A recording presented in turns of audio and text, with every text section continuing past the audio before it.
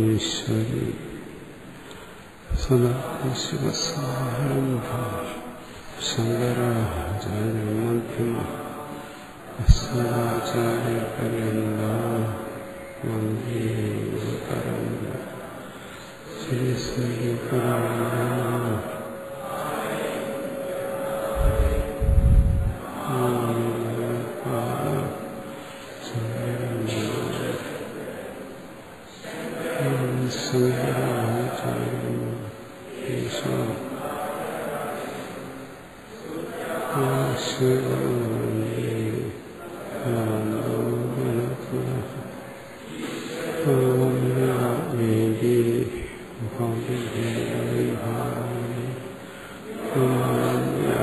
ദേഹായ ദക്ഷിണാമൂർത്തേ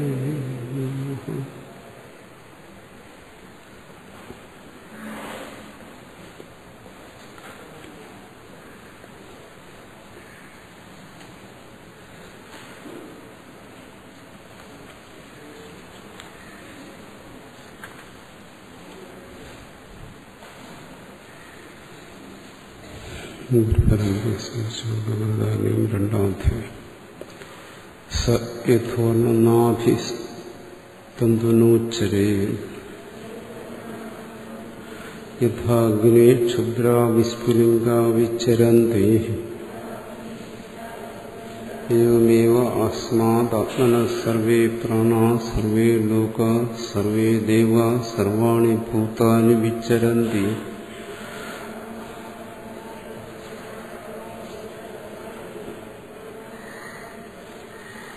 തസ്യുവംശസ്യ സത്യമിതി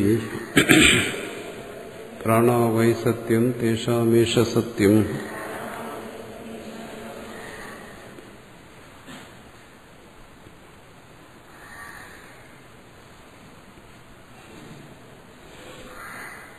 ഇവിടെ ചർച്ച ചെയ്യുന്നത് ഈ പ്രാണാദിയെ സൃഷ്ടിച്ചത് ഒരു സംസാരിയാണോ അതോ അസംസാരിയാണോ? അതാണ് സംസാരി എന്ന് പറയുമ്പോൾ ജീവൻ. ജീവനാണ് അസംസാരി എന്ന് പറയുമ്പോൾ ഈശ്വരൻ എന്നെടുക്കാം. ഈശ്വരനാണ്.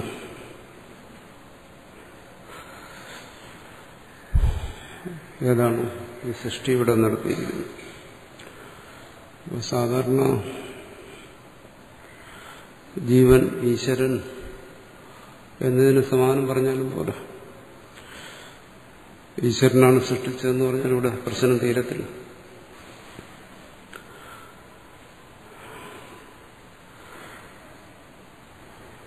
കാരണം ആരാണ് ഈശ്വരൻ എന്ന് ചോദിക്കും. ആദ്യം ഇവിടെ തീരുമാനിക്കുന്ന ഇതാണ്: ഈ സംസാരിയാണോ അസംസാരിയാണോ? ഇനി ആ സംസാരി അത് ഈശ്വരനാണെങ്കിൽ ആ ഈശ്വരനാര്? അത് അടുത്ത ചിന്ത. ഇവിടെ ഈ സൃഷ്ടി നടത്തിയത് സംസാരിയാണ് എന്നൊരു കൂട്ടർ പറയും. എന്ന് പറയുന്നത് നമുക്ക് ഈ ജീവൻ എന്ന് മനസ്സിലാക്കാം. ആരാണോ ഇതെല്ലാം അനുഭവിക്കുന്നത് അവൻ തന്നെയാണ് സൃഷ്ടിച്ചത്, മറ്റാരുമില്ല.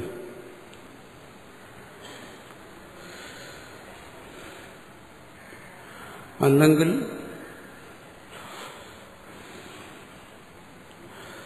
ഈ ജീവൻ ഇതെല്ലാം അനുഭവിച്ചുകൊണ്ടിരിക്കുന്ന ഈ ജീവന് വേണ്ടി മറ്റൊരു ജീവൻ സൃഷ്ടിച്ചു. ഈ ജീവനെ പോലെ ഒരു ജീവൻ, ഈ ജീവനിൽ ഒരു വലിയ ജീവൻ എന്തായാലും സംസാരിയാണ്. അത് ജനന മരണങ്ങൾ ഉള്ള ഒരാൾ. അതാണ് അതൊന്ന് ഉദ്ദേശിക്കുന്നത്. സംസാരി എന്ന് പറഞ്ഞാൽ ജനന മരണങ്ങളുള്ള ഒരാൾ. അതാണ് ഇത് സൃഷ്ടിച്ചിരിക്കുന്നത്. അത് ഒരു സാധാരണ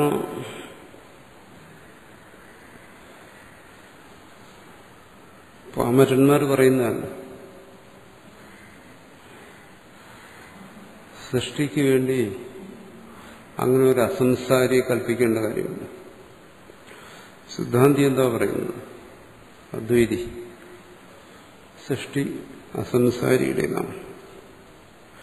അതിനാണ് ഇവിടെ ഉദാഹരണം പറഞ്ഞത്. പ്രാണാദികൾ ജാഗ്രത്തിൽ അനുഭവിക്കുന്നു, അതിന്റെ സൃഷ്ടി അത് തന്നെ ജാഗ്രത. അതിനു മുമ്പ് ആ കേവലമായ സത്ത് മാത്രം, അത് അസംസാരിയാണ്. അസംസാരിയായ ആ സത്തിൽ നിന്നാണ് സൃഷ്ടി. ഇത് സിദ്ധാന്തം. വലിയ ദാർശനികന്മാർ എന്താണ് ന്യായവിധ ഇവിടെ പറയുന്നത്, ഇതെല്ലാം അറിയാവുന്നുള്ള സാഖ്യന്മാര്, മീമാംസകന്മാർ, അവർ പറയുന്നത് അങ്ങനെ സൃഷ്ടിക്ക് വേണ്ടി ഒരു അസംസാരിയെ സ്വീകരിക്കേണ്ട കാര്യമില്ല. ഇതാണ് നമ്മൾ കഴിഞ്ഞ ദിവസം പറഞ്ഞു നിർത്തിയത്. അസംസാരി എന്തായാലും വേണ്ട, സൃഷ്ടിക്ക് മറ്റെന്തെങ്കിലും കാരണം വേണം. സാഖ്യന്മാരെന്താ പറയുന്നത്, സൃഷ്ടിക്കുന്ന ഈ പ്രകൃതി തന്നെ, മറ്റൊന്നുമല്ല. അനാദിയായി ഈ പ്രകൃതി മഹത്തത്വം, അഹന്തത്വം, മനസ്സ്, ഇന്ദ്രിയങ്ങൾ, തന്മാത്രകൾ ഇങ്ങനെ പുരുഷന്റെ സാന്നിധ്യത്തിൽ പരിണമിച്ചുകൊണ്ടേയിരിക്കുന്നു. ഇതാണ് സൃഷ്ടി. അസംസാരിയായിക്ക് അതിന് യാതൊരു പങ്കുമില്ല. അങ്ങനെ ആരുമില്ല അവിടെ. ആകെ ഉള്ളത് പുരുഷനാണ്. പുരുഷന് സൃഷ്ടിയോട് താതാത്മ്യപ്പെട്ട് സംസാരിയായിരിക്കുന്നു. ഇനി ആ താതാത്മ്യത്തെ വിട്ടുകഴിഞ്ഞാൽ പുരുഷൻ മുക്തനായി. പിന്നെ എവിടെയാ പുരുഷന് സൃഷ്ടിക്കാൻ സമയം? സൃഷ്ടിയിൽ പുരുഷൻ താതാത്മ്യപ്പെടുന്നു, അതവന്റെ സംസാരം. പ്രകൃതി പുരുഷ വിവേകം കൊണ്ട് അവൻ മുക്തനായിത്തീരുന്നു ആ പ്രകൃതിയിൽ നിന്ന്. പുരുഷൻ സൃഷ്ടിച്ചാൽ എന്തുകൊണ്ട് ഈ സൃഷ്ടി ഉണ്ടായാലും പുരുഷൻ അതിനോട് താതാത്മ്യപ്പെടാൻ പറ്റും. ഉള്ള സൃഷ്ടിയിലാണ്.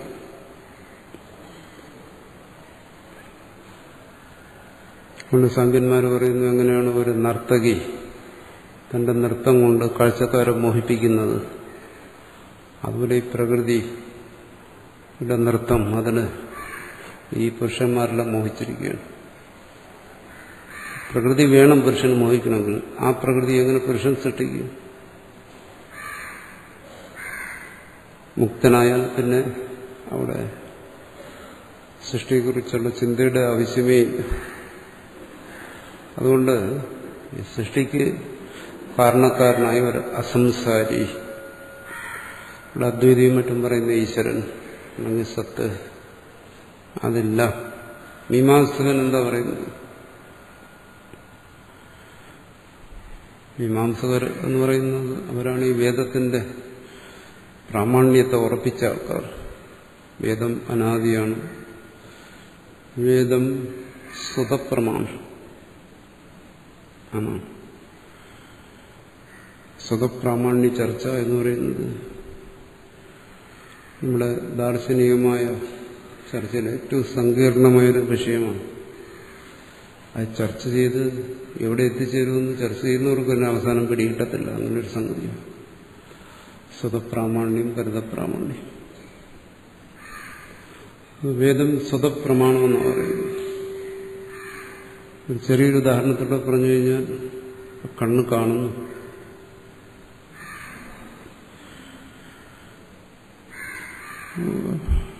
ഇത് വെളുപ്പാണ്, ഇത് പരന്നതാണ്, ഇത്ര അടി പൊക്കമുണ്ട്, ഇത്ര വീതിയുണ്ട്, ഇത്ര ആഴമുണ്ട്. ഈ കാര്യങ്ങളെല്ലാം കണ്ടു മനസ്സിലാക്കുന്നത്, കണ്ണുകൊണ്ട് അറിയുന്നതാണ്. ആ അറിവിന് കണ്ണാണ് പ്രമാണം എന്ന് പറയാം. കാരണം അറിവെന്ന് പറയുന്നത് പ്രമേയാണ്. പ്രമെന്ന് വെച്ചാൽ ശരിയായ അറിവാണ്. ആ ശരിയായ അറിവിന് ഉപകരിക്കുന്ന പ്രമാണം. അപ്പോൾ കണ്ണൊരു പ്രമാണമാണ്. പ്രമയ്ക്ക് കാരണമാണ്. ഇതൊരു ഉദാഹരണമാണ്. സ്വതപ്രമാണം എന്ന് പറഞ്ഞാൽ എന്താണെന്ന് മനസ്സിലാക്കുക. ഇപ്പോൾ കണ്ണിന് എന്തുകൊണ്ട് സ്വതപ്രമാണം എന്ന് പറയുന്നു? കാരണം ഇത് വെളുപ്പാണ് എന്ന് മനസ്സിലാക്കുന്നതിന് കണ്ണിന് ചെവിയുടെ സഹായം ആവശ്യമില്ല, ശ്രവണേന്ദ്രിയത്തിന് സഹായം ആവശ്യമില്ല, ഘ്രാണേന്ദ്രിയത്തിന് സഹായം ആവശ്യമില്ല. ത്വകേന്ദ്രിയം അതൊരു പ്രമാണമാണ്, അതിന്റെ സഹായം ആവശ്യം. ഇതിനെല്ലാം നമ്മൾ പ്രമാണമായി സ്വീകരിച്ചാൽ, ഇതെല്ലാം പ്രമേയം ഉണ്ടാക്കുന്നതിനുള്ള കർണങ്ങളാണെന്ന് സ്വീകരിച്ചാൽ, അങ്ങനെയുള്ള നമ്മുടെ അനുഭവം. ത്വകേന്ദ്രിയം കൊണ്ട് നമ്മൾ അറിയുന്നു ഇത് ശീതമാണോ ഉഷ്ണമാണോ, രസനേന്ദ്രിയം കൊണ്ട് അറിയുന്നു ഇത് മധുരമാണോ കയ്പാണോ,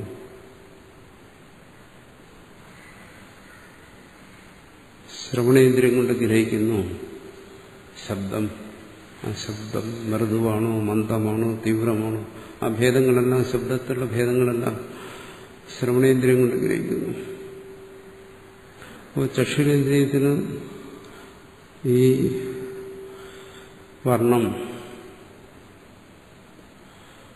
ഇത് വെളുപ്പാണെന്ന് ഗ്രഹിക്കുന്നതിന് ഇതിനെല്ലാത്തിനും മനസ്സൊരു സഹായിക്കാണ്. മനസ്സ് ഇന്ദ്രിയവുമായിട്ട് ചേരുമ്പോഴാണ് അത് പ്രമാണമാകുന്നത്. അതിനൊരിക്കലും ശ്രവണേന്ദ്രിയത്തിന്റെ സഹായം വേണ്ടി വന്നില്ല. ശ്രവണേന്ദ്രിയം പറഞ്ഞു കൊടുത്തോ എന്റെ അംഗീകാരം, ഇത് വെളുപ്പാണ്, നീ തീരുമാനിച്ചോ എന്ന് പറയേണ്ട ആവശ്യമില്ല. രസനേന്ദ്രിയത്തിന്റെ ആവശ്യമുണ്ട്. ചക്ഷേന്ദ്രിയം പോയി രസനേന്ദ്രിയത്തിനോട് ചോദിക്കുന്നുണ്ടോ, എനിക്കൊരു സംശയമുണ്ട്, ഇത് വെളുപ്പാണ്, ആ ശരി, അങ്ങനെ ഒരു അംഗീകാരത്തിന്റെ ആവശ്യമുണ്ട്. ഈ പറയുന്ന മറ്റ് കർണങ്ങളെ ഒന്നും ആശ്രയിക്കുക, ഒരു തരത്തിലും ആശ്രയിക്കുക, തികച്ചും സ്വതന്ത്രനായിരുന്നുകൊണ്ടാണ് ചക്ഷേന്ദ്രിയം പറയുന്നത് ഇത് വെളുപ്പാണ്. ഇതെങ്ങനെയാണോ ഈ ഒരു കരണം മറ്റൊരു കരണങ്ങളെ ആശ്രയിക്കാതെ തന്റെ വിഷയത്തെക്കുറിച്ച് ശരിയായ അറിവുണ്ടാക്കി തരുന്നത്, ഇതുപോലെ ശ്രുതി ശബ്ദപ്രമാണം അതൊരു പ്രമാണമാണ്. അത് മറ്റൊന്നിനെ ആശ്രയിക്കാതെ അത് പ്രകാശിപ്പിക്കുന്ന വിഷയങ്ങളെക്കുറിച്ച് യഥാർത്ഥമായ അനുഭവം ജീവന്മാർക്കുണ്ടാക്കുന്നു. ഒരു ഉദാഹരണം പറഞ്ഞു കഴിഞ്ഞാൽ, അദൃഷ്ടം, ധർമ്മം, സംസ്കാരം യാഗം ചെയ്യുമ്പോൾ അതിൽ നിന്നുണ്ടാകുന്ന ഒന്നാണ്, അതിന്റെ പേരാണിതെല്ലാം. ഈ അദൃഷ്ടം യാഗം ചെയ്താൽ അദൃഷ്ടം ഉണ്ടാവും, ആ അദൃഷ്ടത്തിന്റെ ഫലമായി സ്വർഗം കിട്ടും. ഇത് വേദം ആ അദൃഷ്ടത്തെ ബോധിപ്പിക്കുന്നത് മറ്റെന്തെങ്കിലും ഒരു പ്രമാണത്തിന്റെ സഹായത്തോടുകൂടിയല്ല. പ്രത്യക്ഷ, അനുമാനം, ഉപമാനം, അർത്ഥാപത്തി എന്നെല്ലാം പറയുന്ന പല പ്രമാണങ്ങൾ പലരും പറയുന്നു. ഇതിന്റെ ഒന്നും സഹായം കൂടാതെ ജീവനെ ശ്രുതി ബോധിപ്പിക്കുന്നു അദൃഷ്ടം ഉണ്ടെന്നുണ്ട്. അതുകൊണ്ടത് സ്വതപ്രമാണമാണ്. വളരെ ലളിതമായ രീതിയിൽ ഞാൻ പറഞ്ഞു തന്നേ. എന്താ, ശബ്ദം കണ്ണിനോട് ചോദിച്ചു, യാഗം ചെയ്താൽ അദൃഷ്ടം ഉണ്ടാകുമെന്നില്ല. അത് ശബ്ദം തന്നെ വെളിപ്പെടുത്തുകയാണ്. ശബ്ദത്തിന് അതെങ്ങനെ വെളിപ്പെടുത്താൻ പറ്റും? ആ ശബ്ദത്തിന് അതിനുള്ള ശേഷിയുണ്ട്. മീമാംസകരുടെ വാദമാണ്. അതല്ല എന്ന് പറയാൻ പോയാൽ അവർ വെറുതെ വിടത്തില്ല. രാവും പകലും അവരോട് സംസാരിച്ചാലും അവരുടെ സിദ്ധാന്തത്തിൽ നിന്ന് അവരെ മാറ്റാൻ പ്രയാസം. അതിനുള്ള യുക്തികളെല്ലാം അവരുടെ കയ്യിലുണ്ട്. പ്രാമാണ്യവാദം എന്ന് പറയും. അവര് താർക്കികന്മാരുമായിട്ട്, സാഖ്യന്മാരുമായി എല്ലാവരുമായിട്ടും തർക്കിക്കും കാര്യത്തിൽ. വേദം അത് മറ്റു ശബ്ദങ്ങളല്ല അവർ പറയുന്നത്. വേദം സ്വതപ്രമാണമാണ്. അവരെ സംബന്ധിച്ച് വേദത്തെക്കാൾ വലുതായിട്ട് മറ്റൊന്നുമില്ല. അതുകൊണ്ട് തന്നെ ഈ മീമാംസകര് അസംസാരിയെ സ്വീകരിക്കുന്നില്ല. വേദത്തിനപ്പുറം ഒരു അസംസാരിയെ അവർ സ്വീകരിക്കുന്നില്ല. ആ മീമാംസകരിൽ തന്നെ രണ്ട് വിഭാഗക്കാരുണ്ട്. പിന്നീട് വന്നു ആധുനിക മീമാംസകർ. അവര് പിന്നെ ഈശ്വരനെ കൂടെ സ്വീകരിച്ചു. ഈശ്വരനെ കൂടെ നമുക്കാകാം എന്ന് സ്വീകരിച്ചു. പക്ഷെ പ്രാചീന മീമാംസകരവര് അസംസാരിയെ സ്വീകരിക്കുന്നില്ല, ജീവൻ അവർ അംഗീകരിക്കുന്നുണ്ട്. പിന്നെ വേദത്തെ അംഗീകരിക്കുന്നുണ്ട്. ജീവൻ സംസാരിയാണ്. എന്തുകൊണ്ട്? ആ ജീവൻ അല്ലെങ്കിൽ ജീവാത്മാവ് ശരീരത്തിൽ നിന്ന് വേറെയാണ്. അത് കർമ്മം ചെയ്യുന്നു, ഫലത്തെ അനുഭവിക്കുന്നു. കർമ്മം ചെയ്യുമ്പോൾ അവൻ കർത്താവാണെന്ന് കരുതുന്നു, ഫലത്തെ അനുഭവിക്കണമെന്ന് അവൻ കരുതുന്നു. അവൻ ഭോക്താവാണ്, അവന് ജനന മരണങ്ങളുണ്ട്. അവർ ചോദിക്കുന്നത് ഈശ്വരന്റെ ആവശ്യം എവിടെയാണ്? ഇവിടെ ഈശ്വരന്റെ ആവശ്യമേ വരുന്നില്ല. കർമ്മങ്ങളെ പ്രകാശിപ്പിക്കുന്ന വേദം,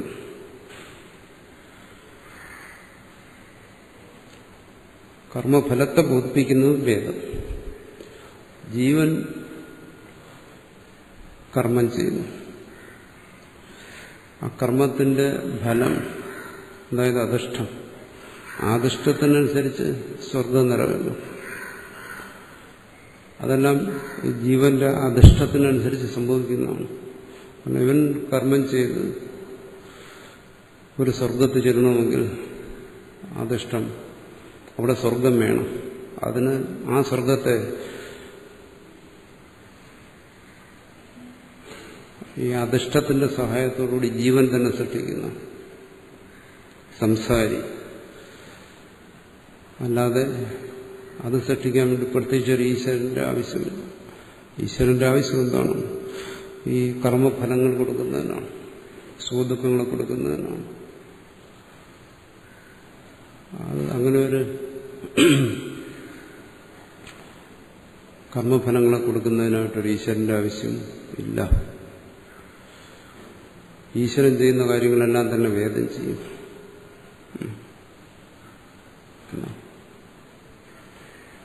പക്ഷെ ചിലർക്കത് പോരാ.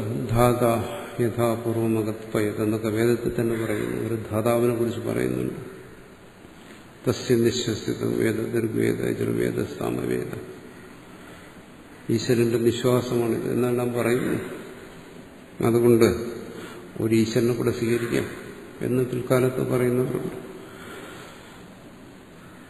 പക്ഷെ പൊതുവെ മീമാംസകര് വേദത്തെ മാത്രം പ്രമാണമായി സ്വീകരിക്കുന്നു, മുഖ്യപ്രമാണം. അവർ ഈ അസംസാരി അവർ സ്വീകരിക്കുന്നില്ല. അതുപോലെ സാഖ്യന്മാരിലുണ്ട്. സാഖ്യന്മാരും പിൽക്കാലത്ത് അവരും ഈശ്വരനെ സ്വീകരിച്ചു. അവരെല്ലാം ചിന്തിച്ച് അവസാനം ഈശ്വരന്റെ അസംസാരി അംഗീകരിക്കേണ്ടി വന്നു ഇവർക്കുള്ളൂ. എന്നാൽ പൊതുവെ അവരെ കുറിച്ച് ഉള്ള കാഴ്ചപ്പാടിതാണ്. നിരീശ്വരന്മാരാണ് അസംസാരി. അതാണ് പറഞ്ഞ അസംസാരണ അഭാവം. പറയുന്ന യുക്തിശതൈഹി. ഞാൻ പറഞ്ഞു ഇവരോട് സംസാരിച്ചാൽ രാവും പകലും കൊണ്ട് പ്രശ്നം തീരത്തില്ല. പറയുന്ന യുക്തിശതങ്ങളുണ്ട്. അവർ പറയും ഇല്ല, അസംസാരി ഇല്ല, എല്ലാം വേദവും ജീവനും ആണ്.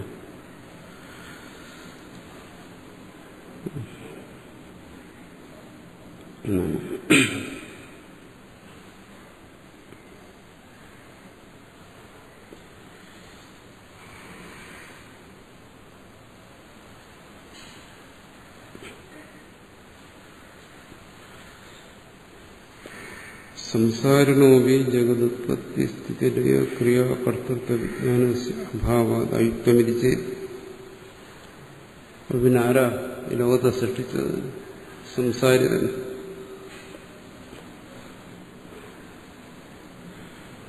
സംസാരി എന്ന് പറഞ്ഞാൽ നമുക്കറിയാം, ഈ ജീവന്മാർ തന്നെ ജനിക്കുകയും ഇല്ലാതാവുകയും ചെയ്യുന്നു. ശരി, അത് ഞാനോ നീയോ അല്ല. പക്ഷെ ഇനി ബ്രഹ്മാവെന്നും മറ്റും പറയുന്നുണ്ട്. അതുപോലെ ഏതെങ്കിലും ഒരു വലിയ ജീവനാണെങ്കിലോ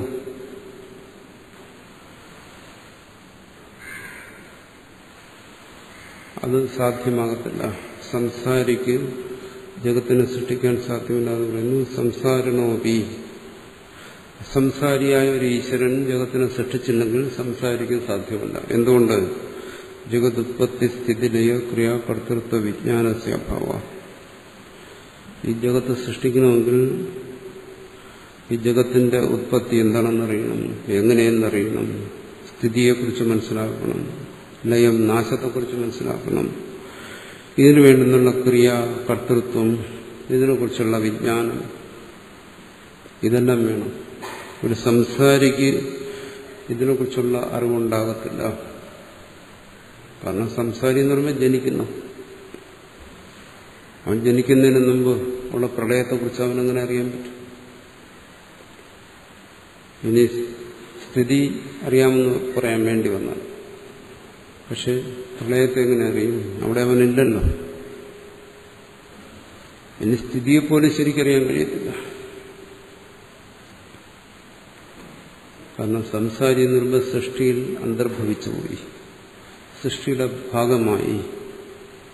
ഈ സൃഷ്ടിയിലൊരാദി കാണുന്നു, അതുപോലെ ആദിയുള്ള ഒരുവനാണ്.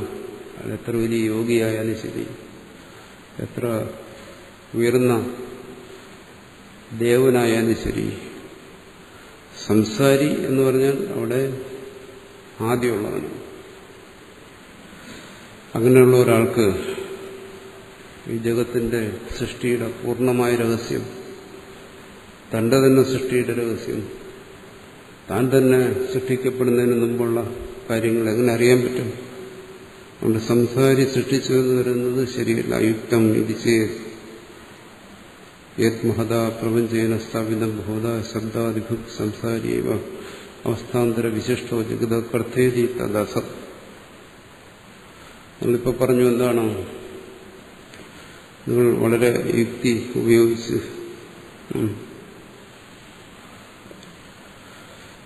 ഈ ജഗത്തിന് ഒരു ഈശ്വരന്റെ ആവശ്യമൊന്നുമില്ല.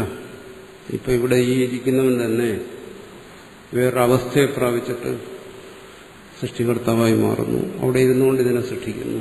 അപ്പൊ ഇതായി മാറുന്നു. അങ്ങനെ നേരത്തെ പറഞ്ഞ സുഷുപ്തി ജാഗ്രത ദൃഷ്ടാന്തങ്ങളിലൂടെ ജാഗ്രതത്തിലെ ഈ രൂപത്തിലൊക്കെ ഇരിക്കുന്നു. സുഷുപ്തിയിൽ ഇതൊക്കെ വിട്ട് വേറൊരു തരത്തിലാവുന്നു. അവിടെ അവൻ സർവേശ്വരനായിരിക്കുന്നു. എന്നിട്ട് അവൻ സൃഷ്ടിക്കുമ്പോൾ ഇതായിത്തീരുന്നു. മഹത പ്രപഞ്ചേന സ്ഥാപിതം ഭവത ശബ്ദാദ്ഭുത് സംസാരിയേവ അവസ്ഥാന്തര വിശിഷ്ടോ ജഗതകർത്ത. അവസ്ഥാന്തര വിശിഷ്ടനായി ജഗത്തിന്റെ കർത്താവാകുന്നു. കാരണം ഈ ജഗത്തിന്റെ കാരണത്തെ ജഗത്തിനുള്ളിൽ അന്വേഷിക്കുന്നവരെല്ലാം ഈ പക്ഷക്കാരാണ്. ഇതാണ് ഭൗതിക പക്ഷം എന്ന് പറയുന്നത്. നമ്മൾ ഈ ജഗത്തിന്റെ കാരണത്തെ ജഗത്തിൽ അന്വേഷിക്കുമ്പോൾ വാസ്തവത്തിൽ അവസ്ഥാന്തരത്തെ അന്വേഷിക്കുന്നു. എന്തായാലും ഒന്നറിയാം, ഈ കാണുന്ന ഈ സ്ഥൂലമായി അനുഭവിക്കുന്ന ഭൂമിയും ആകാശവും വായുവൊന്നുമല്ല സൃഷ്ടിച്ചത്. ഇതൊക്കെ സൃഷ്ടിക്കപ്പെട്ടതാണ്. അപ്പോൾ ഇതിന്റെ തന്നെ ഒരു അവസ്ഥാന്തരമായിരിക്കും ഇതിനെയൊക്കെ സൃഷ്ടിച്ചത്. അവസ്ഥാന്തരം എന്ന് പറയുമ്പോൾ ഇതിന്റെ എല്ലാം പിന്നിലുള്ള ഏതോ ഒരു സൂക്ഷ്മതത്വം. ഇതിന്റെ അവസ്ഥാന്തരത്തെ ഇതിൽ നിന്നല്ലേ കണ്ടുപിടിക്കാൻ പറ്റും.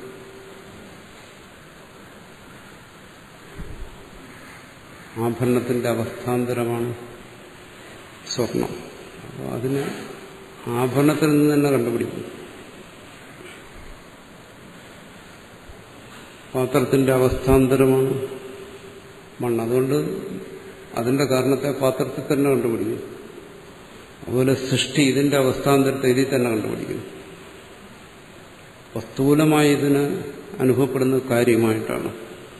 അതുകൊണ്ട് ഇതിന്റെ അവസ്ഥാന്തരം സൂക്ഷ്മമായിരിക്കും. അങ്ങനെ ഊഹിക്കുന്നു. അപ്പോൾ ഈ കാര്യത്തിന്റെ പിന്നിലുള്ള കാരണം, അതിന്റെ പിന്നിലുള്ള കാരണം,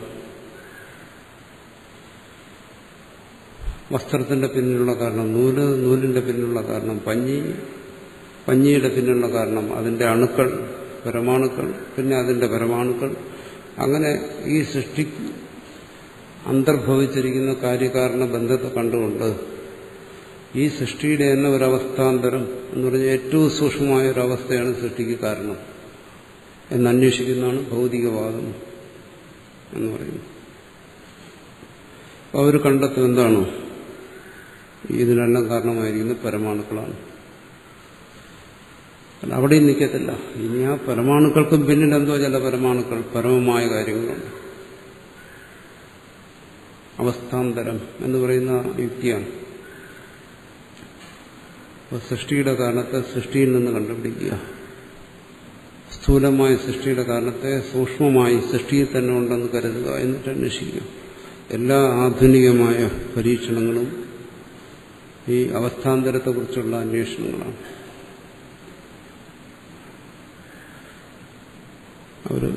അത് ഭൗതികവാദം, അതിനെക്കുറിച്ചാണ് ഇവിടെ പറയുന്നത്. തദസത് പറയുന്നത് സാധ്യമല്ല.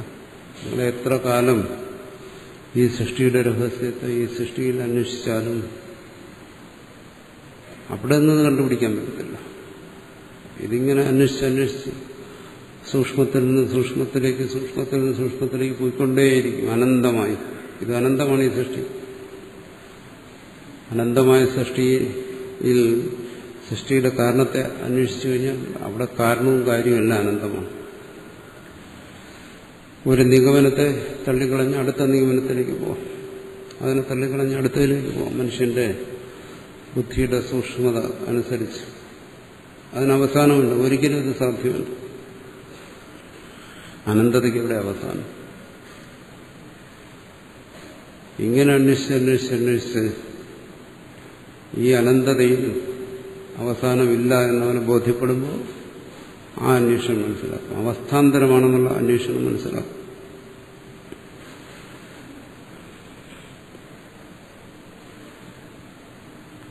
അതുകൊണ്ട് പറയുന്നത് തദസത് അസാധ്യമല്ല. യഥ ജഗതുത്പത്തി സ്ഥിതിലയ ക്രിയാകർത്തൃത്വ വിജ്ഞാന ശക്തി സാധനാഭാവ സർവലോക പ്രത്യക്ഷ സംസാരം. ഇത്രയും അനന്തമായിരിക്കുന്ന പ്രപഞ്ചം എന്ന് പറയാം. അനന്തം എന്തുകൊണ്ടാണ് പ്രപഞ്ചത്തെക്കുറിച്ച് പറയുന്നത്? അനന്തം എന്ന് പറയുന്നൊരു സാധനമുണ്ട്,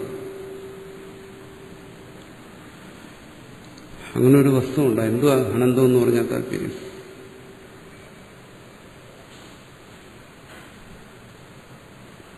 അങ്ങനെ ഒരു വസ്തുവിനെ ആരെങ്കിലും കണ്ടിട്ടാണോ പറയുന്നത് ഇത് അനന്തമാണ്, അന്തമില്ലാത്ത? അങ്ങനെ ബുദ്ധിയുടെ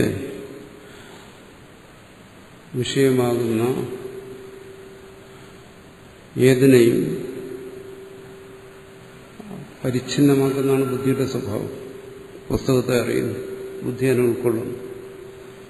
പുസ്തകം എന്നതാണ്, അതിനെക്കുറിച്ചൊരു നിശ്ചിതമായ അറിവുണ്ടാകുന്നു. വിഷയം അവിടെ പരിച്ഛിന്നമായി, ബുദ്ധി ആ വിഷയത്തെ ഗ്രഹിച്ചു കഴിഞ്ഞു. ഈ പരിച്ഛിന്നമായ വസ്തുക്കളിൽ ഇത് നടക്കും. പക്ഷെ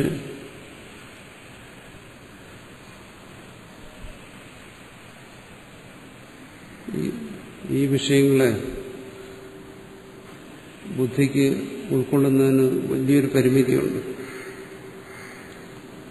ബുദ്ധിയുടെ സങ്കല്പശേഷി വളരെ ദുർബലമാണ്.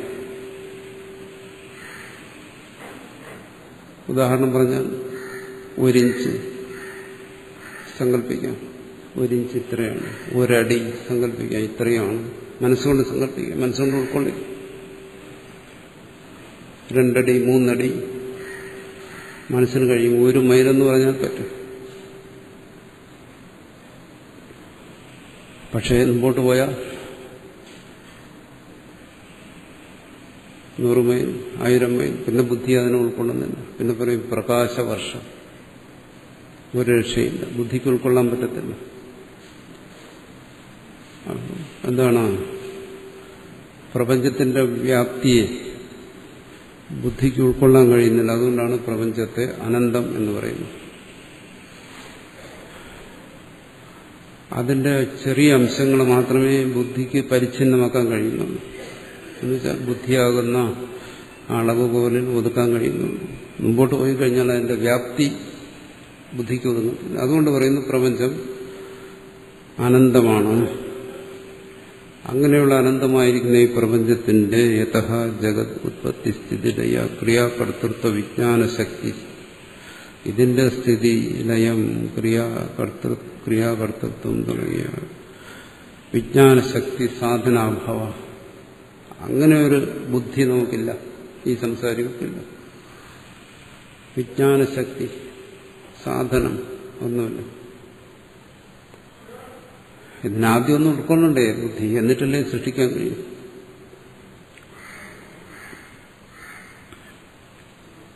സൃഷ്ടിക്കാൻ മാത്രമല്ല, ഈ സൃഷ്ടി തന്റെ ബുദ്ധിക്ക്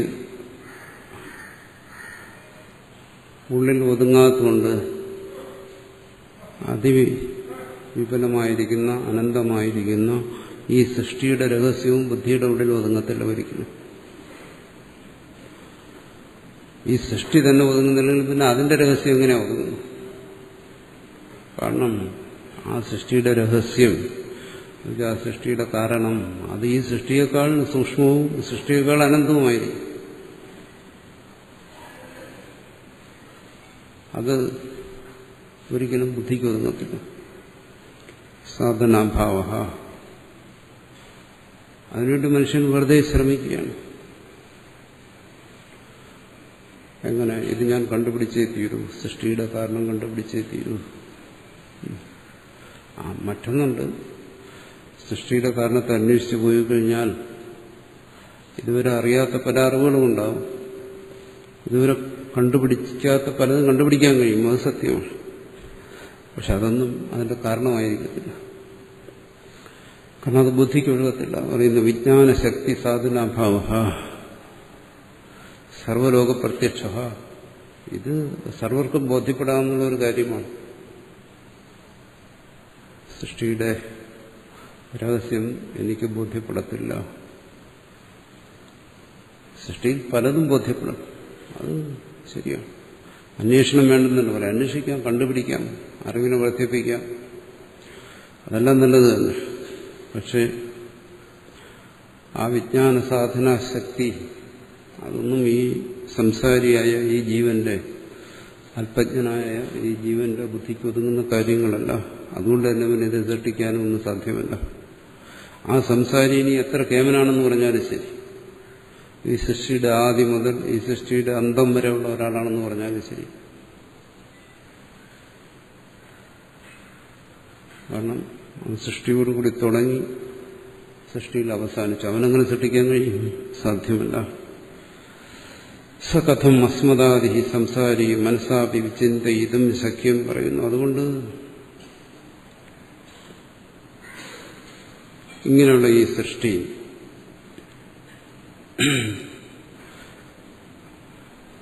നമ്മളെപ്പോലെയുള്ള സംസാരികൾ, സംസാരി എന്ന് പറഞ്ഞാൽ നമ്മളെപ്പോലെ അങ്ങനെ ജനിക്കുകയും മരിക്കുകയും ചെയ്യുന്നവൻ, അതിന് ബ്രഹ്മാവായാലും ശരി ജനിക്കുകയും മരിക്കുകയും ചെയ്യും.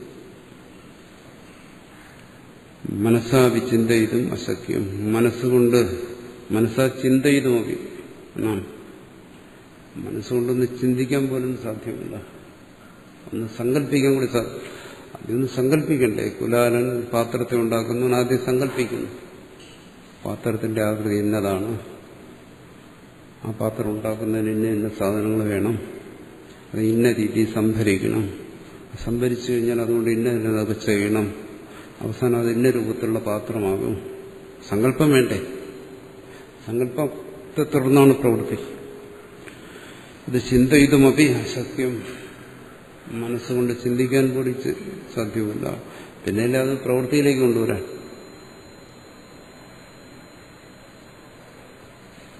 അതുകൊണ്ട് സംസാരിയായ ഒരുവന് ജഗത്തിനെ സൃഷ്ടിക്കാൻ സാധ്യമല്ല.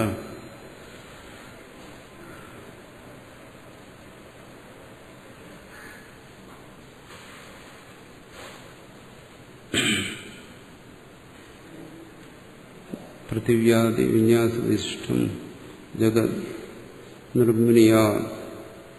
ചിന്തിക്കാൻ കഴിയാത്ത കാര്യം പൃഥിവ്യാദി വിന്യാസ വിശിഷ്ടം. പൃഥിവ്യാദി വിന്യാസം, ഇതിനെക്കുറിച്ചൊന്ന് ആലോചിച്ച് നോക്കിയാലോ. ഇവിടെ ഭൂലോകം, പിന്നെ പറയുന്നു ഭൂവർലോകം, സ്വർലോകം, പിന്നെ താഴോട്ട് 14 ലോകം, ഇങ്ങനെയൊക്കെ പറയുന്ന ഈ ജഗത്ത് പൗരാണികന്മാർ പറയുന്ന ജഗത്ത്, അല്ലെങ്കിൽ നമ്മൾ ഈ കാണുന്ന ജഗത്ത്, അതാണ് വിന്യാസ വിശിഷ്ടം. അല്ലെങ്കിൽ പഞ്ചഭൂത വിന്യാസത്തോടു കൂടിയിരിക്കുന്ന ജഗത്ത്. ഒരു മണൽത്തരിയെക്കുറിച്ച് പോലും ചിന്തിക്കാൻ കഴിയുന്നില്ല. എന്താ ഇതിന്റെ വ്യാപ്തി, എന്താ ഇതിന്റെ രഹസ്യം? അങ്ങനെയുള്ള ആ ജഗത്ത് കഥം നിർമ്മിനിയ, എങ്ങനെ നിർമ്മിക്കും? നിനക്കോ എനിക്കോ അത് സാധ്യമാകുമോ? അതോ അയുക്തം, അതുകൊണ്ടൊരു സംസാരി ജഗത്തിനെ സൃഷ്ടിച്ചു എന്നെങ്ങനെ പറയാൻ കഴിയും? ഇവിടെ ആരും സൃഷ്ടിച്ചു? പാത്രം ഉണ്ടാക്കുന്ന പോലെയാണോ ജഗത് സൃഷ്ടി? ചോദിച്ചാൽ പറയുന്നു, എന്നാ സംസാരി തന്നെയാണ് ജഗത്തെ സൃഷ്ടിച്ചെന്ന് ഉറപ്പിച്ച് പറയുന്ന ആളാണ് പറയുന്നത്. എന്നാ അതല്ല, എന്തുകൊണ്ട്? ശാസ്ത്ര, നിങ്ങൾ ഈ വേദത്തെ പ്രമാണമായി സ്വീകരിക്കുന്നതല്ലേ? വേദത്തെ സ്വതപ്രമാണമെന്നല്ലേ? വേദത്തിൽ പറഞ്ഞാൽ പിന്നെ വേറൊരു പ്രമാണം കൊണ്ട് പരിശോധിച്ച് നോക്കേണ്ട കാര്യമില്ല. അതുകൊണ്ട് ആ വേദം തന്നെ പറയുന്നു. അല്ലെങ്കിൽ വേദത്തെ അനുകൂലിക്കുന്ന മറ്റ് ശാസ്ത്രങ്ങൾ പറയുന്നു സംസാരി തന്നെയാണ് ജഗത്തിനെ സൃഷ്ടിച്ചത്. സിദ്ധാന്തമല്ല, പൂർവപക്ഷം. ഇങ്ങനെ ഏവമേവ അസ്മാദാത്മനഃ ഇത് ജഗതുത്പത്തിയാ ദർശയതി, ഇതെല്ലാം ആത്മനഃ തന്നിൽ നിന്നാണ്. സാധാരണ അദ്വൈതകൾ പറയുന്നല്ലോ, ഞാനാണ് ഈ ലോകത്തെയൊക്കെ സൃഷ്ടിച്ചത്, ഞാൻ കാണുന്നതുകൊണ്ട് ഇതൊക്കെയുണ്ട്, ഞാൻ കണ്ടില്ലെങ്കിൽ ഇതൊന്നുമില്ല, ഞാൻ ഉറങ്ങിയല്ല, ഞാൻ ഉണരുമ്പോൾ ഉണ്ട്. മൂഢ വേദാന്തികൾ പറയും. അതുപോലെ ഇവിടെയും പറയുന്നു, അസ്മദാത്മനഃ തന്നിൽ നിന്നാണ് പറഞ്ഞിരിക്കുന്നത്. ജഗതുത്പത്തിയാദർശി തസ്മാത് സർവം ശ്രദ്ധേയം.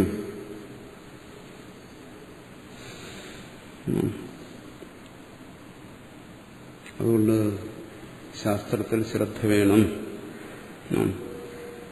ഇതി സ്യാദായമേകപക്ഷ, ഇങ്ങനെ ഒരു കൂട്ടർ പറയുന്നു സംസാരി തന്നെയാണ് സൃഷ്ടിച്ചത്, ഞാൻ സൃഷ്ടിച്ചനുഭവിക്കുന്നു.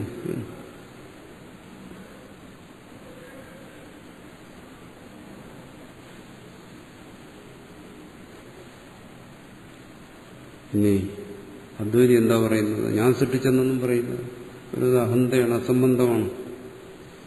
സയേവ ജഗത്കാരി സത്യജ്ഞാനാദിലക്ഷണ, ജഗത്തെ സൃഷ്ടിച്ചാരാണ്?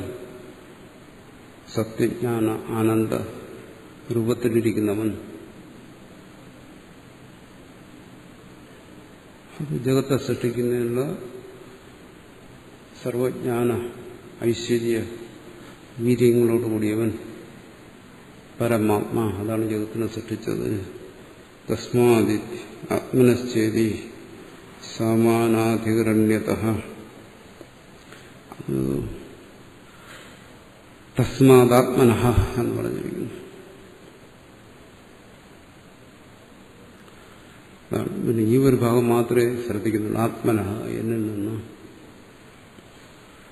ആത്മശബ്ദത്തിന്റെ അർത്ഥം അത് തന്നെയാണ്, താൻ, താനാണ് സൃഷ്ടിച്ചത്. പക്ഷെ അവിടെ ഒരു ശബ്ദം കൂടെ ഉപയോഗിച്ചെന്താണ്? തസ്മാത് ആത്മന. തസ്മാതാത്മാന്ന് എന്തുകൊണ്ട് പറഞ്ഞു? സദൈവ സൗമ്യ ഇതമഗ്ര ആസി സത്ത്, അവിടെ പറഞ്ഞു സത്ത്. അത് കഴിഞ്ഞ് തസ്മാത് എന്ന് പറഞ്ഞു. സർവനാമ ശബ്ദമാണ് തസ്മാത്. മുമ്പെന്ത് കാര്യം പറഞ്ഞു അതിനെ പറയാൻ വേണ്ടി ഉപയോഗിക്കുന്നുണ്ട്. ഇതൊക്കെ നമ്മൾ ഛാന്തോക്യത്തിൽ ചർച്ച ചെയ്താണ്. തസ്മാ, മുമ്പെന്തിനെ കുറിച്ച് പറഞ്ഞു? സത്ത്. തസ്മാത് എന്ന് പറഞ്ഞാലോ ആ സത്തിൽ നിന്നാണ് സൃഷ്ടി. ശരി, അങ്ങനെ പിന്നെ എന്തിനാ ആത്മനഹ എന്ന് പറഞ്ഞു? എന്നിൽ നിന്ന് എന്തുകൊണ്ട് പറഞ്ഞു? പരമാത്മാവ് സൃഷ്ടിച്ചെന്ന് പറഞ്ഞാൽ പോരെ. ഈ ആത്മനഹ എന്നിൽ നിന്നെന്ന് പറഞ്ഞുകൊണ്ടാണ് ഇവിടെ പറഞ്ഞത് സംസാരിയാണ് സൃഷ്ടിക്കുന്നത്. അതിന് കാരണം എന്തുകൊണ്ട്? തസ്സൃഷ്ട തദൈവ അനുപ്രാവിശത്, ആ സൃഷ്ടിച്ചിട്ട് അനുപ്രവേശം ചെയ്തിരിക്കുന്ന അവൻ തന്നെയാണ്. ഈ ജഗത്തിൽ അനുസ്യൂതമായി നിലനിൽക്കുന്നത് ആ സത്ത് തന്നെയാണ്. അതുകൊണ്ട് ആത്മനഹ എന്ന് വെച്ചാൽ തസ്മാത് ആത്മനഹ, ആ സദ്രൂപത്തിലുള്ള തന്നെ നിന്നും. ഈ ജീവഭാവത്തിലുള്ള ജ്ഞാനമല്ല,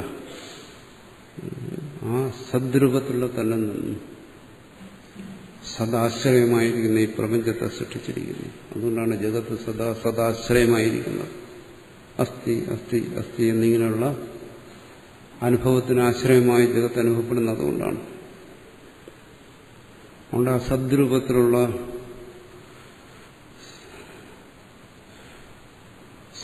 തസ്മാദിത്യാത്മനശ്ചേതി തസ്മാദാത്മന സദ്രൂപത്തിലുള്ളതാണ്. അപ്പൊ ആ സദ്രൂപത്തിലുള്ള താൻ ജനിക്കുകയും മരിക്കുകയും ചെയ്യുന്നവനല്ല. അവന് സത്തെന്ന് പറയാൻ കഴിയില്ല.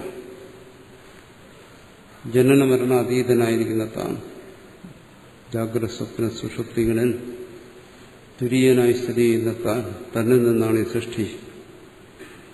അങ്ങനെ അവിടെ സമാനാധികരണം എന്ന് പറയുന്നതാണ്. തസ്മാതാത്മനഃ ഒരേ അർത്ഥത്തെ പറയുന്ന ഒരേ വിഭക്തികളിലത് പ്രയോഗിച്ചിരിക്കുന്നു. അത് മനസ്സിലാക്കാതെ ആത്മനഃ സൃഷ്ടി എന്ന് പറഞ്ഞാൽ അത് അഹന്തയായിരിക്കും. അത് നിങ്ങൾ പറഞ്ഞ ശ്രുതികൾ തന്നെയാണ്.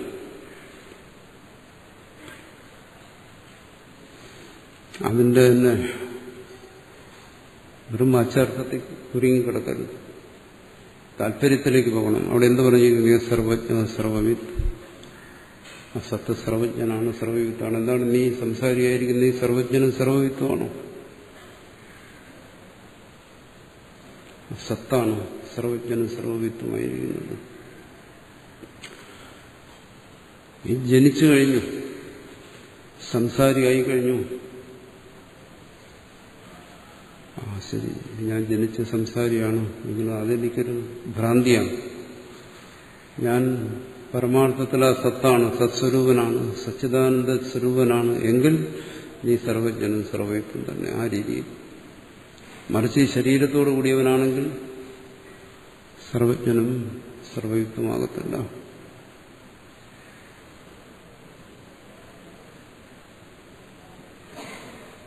അതാണ് സർവജ്ഞനെ കുറിച്ചുള്ള ചർച്ച വരുമ്പോഴെല്ലാം നമ്മൾ പറയുന്നു. മനുഷ്യ ശരീരത്തോടു കൂടിയവൻ, ഈ ദേഹബോധത്തോടു കൂടിയിരിക്കുന്നവൻ, അവന് പരിമിതികളുണ്ട്.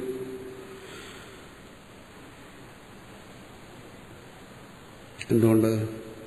അവൻ ഈ ജാഗ്രതത്തിലിരിക്കുന്നു, സ്വപ്നത്തിലേക്ക് പോകുന്നു, സുഹൃത്തിയിലിരിക്കുന്നു,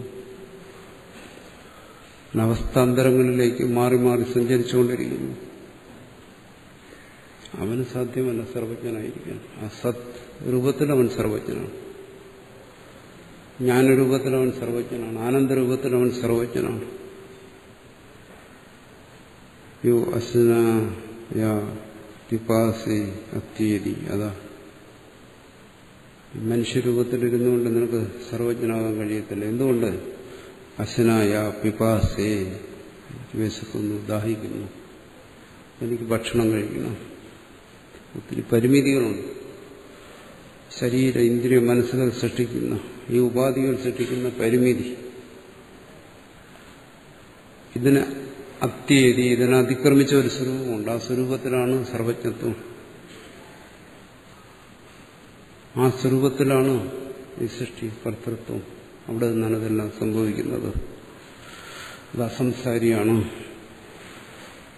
അസംഗോ നഹി സജ്ജതേ, അസംഗനാണ്.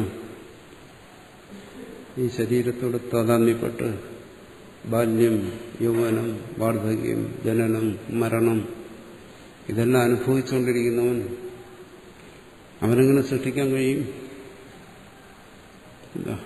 പക്ഷെ അവിടെ തന്നെ അവൻ തുരീയ രൂപത്തിലിരുന്നു കൊണ്ട് സൃഷ്ടി സ്ഥിതി സംഹാരങ്ങൾ നിർവഹിച്ചുകൊണ്ടിരിക്കുന്നു. എന്നിട്ട് അവൻ അസംഗനാണ്. ഏതശിവാക്ഷരസ്യ പ്രശാസനെ പറയുന്നു. ആ അസംഗമായ തത്വത്തിന്റെ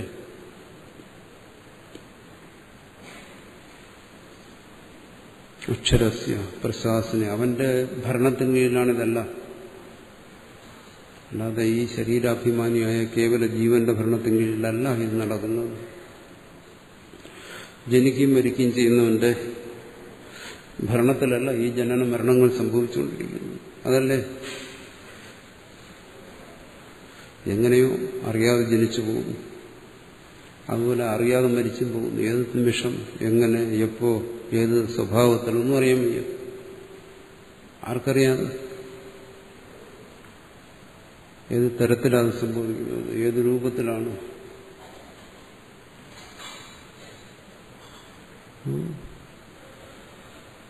അവന് ആ അറിവില്ലാത്തവനെങ്ങനെയാണ് ഇതിനെ സൃഷ്ടിക്കുന്നത്? മറിച്ച് ഏതസ്യ പ്രശാസനെ ഇതിനെ ഭരിക്കാൻ ഒരാളുണ്ട്. സൃഷ്ടിച്ച ആള് തന്നെ പ്രശാസനം ചെയ്യുന്നു സ്ഥിതി. അയാൾ തന്നെ സംഹരിക്കുന്നു. അയാൾക്കറിയാം എന്നാ സംഭവിക്കുന്നത്. ആ സച്ചിദാനന്ദ സ്വരൂപനായിരിക്കുന്നവൻ അസംസാരി. സർവേഷു ഭൂതേഷു തിഷ്ഠൻ അന്തര്യാമി അമൃത. സർവഭൂതങ്ങളിലും സർവപ്രാണി ശരീരങ്ങളിലും എന്താ ഈ ശരീരത്തിൽ അഭിമാനത്തോടുകൂടി ഞാൻ യുവാവാണ്, വൃദ്ധനാണ്, ബാലനാണ്, ഇത്തരത്തിലുള്ള ഈ അഭിമാനത്തോടുകൂടി ഇരിക്കുന്നവനാണോ സൃഷ്ടിക്കുന്നത്? മറിച്ച് അവൻ പരിച്ഛിന്നനാണ്. ഞാൻ എന്റെ ശരീരത്തിൽ ഒതുങ്ങിപ്പോകുന്നു, എനിക്ക് വേണ്ടി എല്ലാം ചെയ്യും അല്ലേ? താൻ ചെയ്യുന്നതെല്ലാം തന്നെ കേന്ദ്രീകരിച്ചാണ്. സർവരും ശരീരമെടുത്തിട്ടുള്ള സർവരും ആത്മസുഖത്തിനു വേണ്ടി പ്രവർത്തിക്കുന്നവരാണ്. ചില ആൾക്കാർ ചെറിയ കാര്യങ്ങൾ ചെയ്യുന്നു, ചില ആൾക്കാർ വലിയ കാര്യങ്ങൾ ചെയ്യുന്നു, ചിലർ വിവേകത്തോടുകൂടി ചെയ്യുന്നു, ചിലർ വിവേകമില്ലാതെ പ്രവർത്തിക്കുന്നു. ചിലർ ധർമ്മം, ചിലർ അധർമ്മം, ചിലർ നീതി, ചിലർ അനീതി, ചിലർ സത്യത്തെ അന്വേഷിക്കുന്നു, ചിലർ സത്യത്തെ തിരസ്കരിക്കുന്നു, ചിലർ ആധ്യാത്മികം, ചിലർ ഭൗതികം.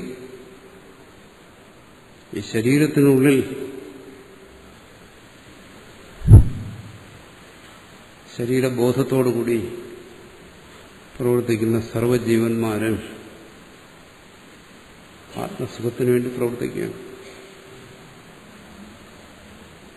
അത്രയേ ഉള്ളൂ. അവനാണോ സൃഷ്ടിക്കുന്നത്? സൃഷ്ടി സംഹാരങ്ങൾ അവന് സാധ്യമാകും. അവന് സ്വാർത്ഥതയുണ്ട്. ചിലർക്ക് എന്റേതായ, ചിലർക്ക് ശരീരത്തിൽ സ്വാർത്ഥത, ചിലർക്ക് തന്റെ ഉടയവരിൽ സ്വാർത്ഥത, ഭാര്യ, ഭർത്താവ്, അച്ഛൻ, അമ്മ, മക്കൾ, ആ സ്വാർത്ഥത. ചിലർക്ക് അത് കഴിഞ്ഞ് തന്റെ സ്വത്തിൽ സ്വാർത്ഥത. ചിലരുടെ സ്വാർത്ഥത വരുന്നത് തന്റെ നാട്ടിൽ സ്വാർത്ഥത വരുന്നു. ചിലരുടെ സ്വാർത്ഥത വരുന്ന ഈ ലോകത്തിന് മുഴുവൻ സ്വാർത്ഥത വരും. വലിയ സ്വാർത്ഥത.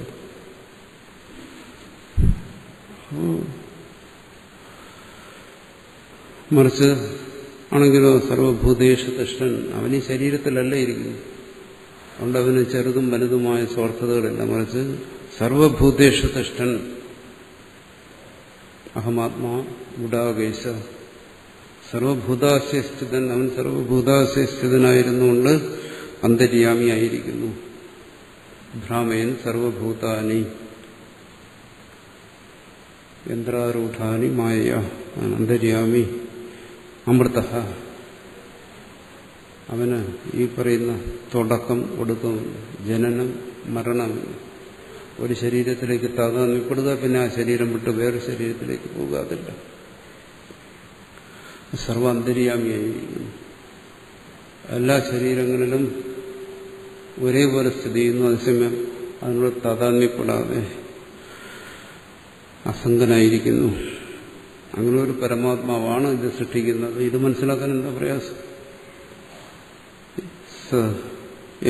താൻ പുരുഷാൻ നിരഹ്യ അതിക്രാമൻ.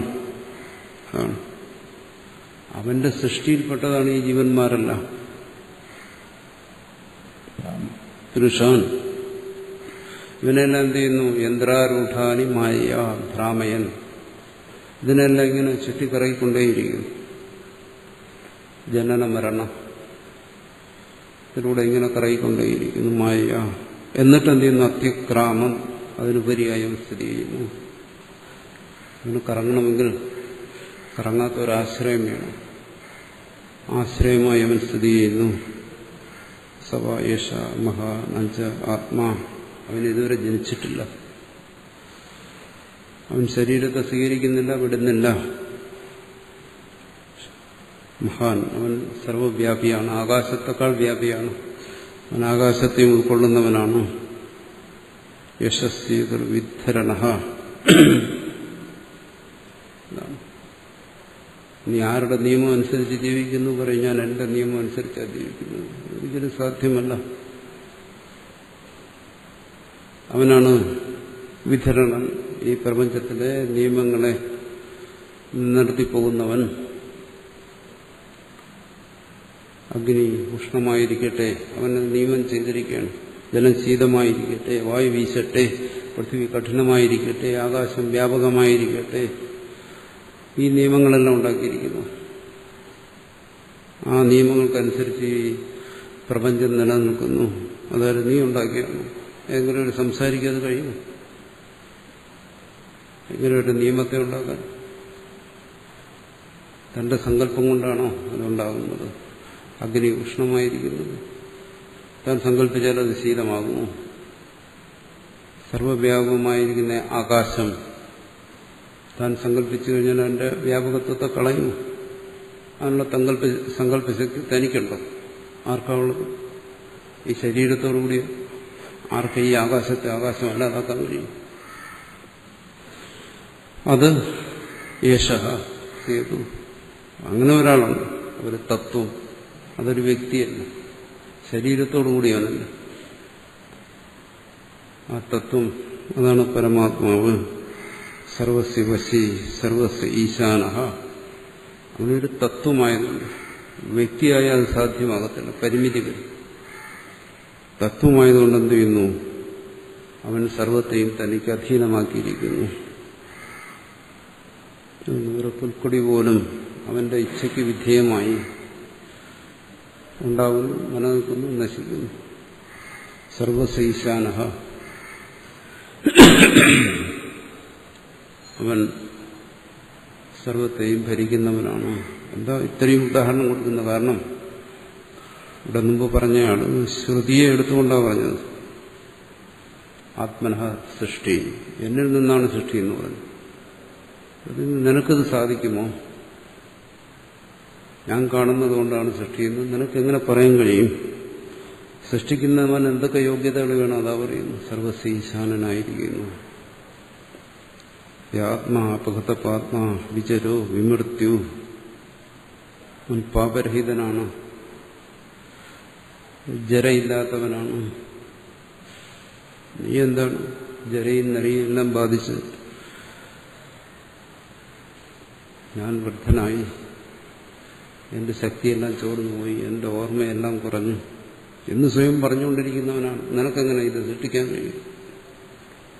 നാളെ നീ അപ്രത്യക്ഷമാകും.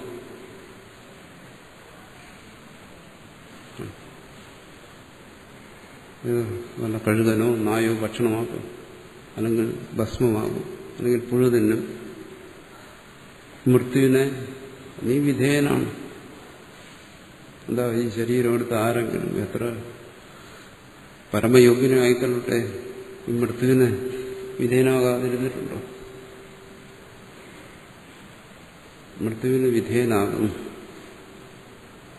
ഇതങ്ങനെയല്ല. ആ തത്വം മൃത്യുവില്ല,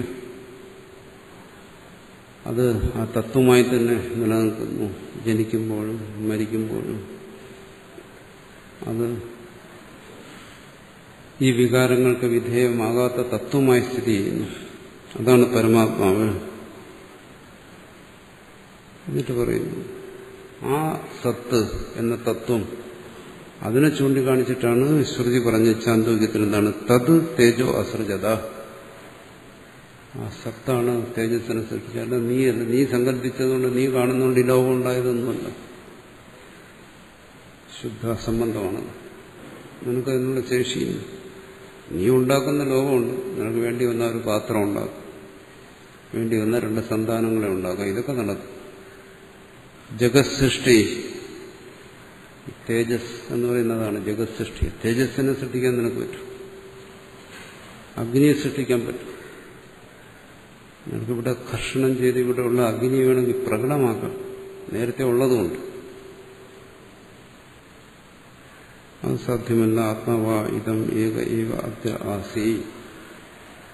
എന്തുകൊണ്ട് ഈ സൃഷ്ടിയിൽപ്പെട്ട ആരും ഈശ്വരനല്ല എന്ന് പറയുന്നു, സൃഷ്ടികർത്താവല്ല എന്ന് പറയുന്നു? കാരണം ഈ സൃഷ്ടിക്ക് മുമ്പ്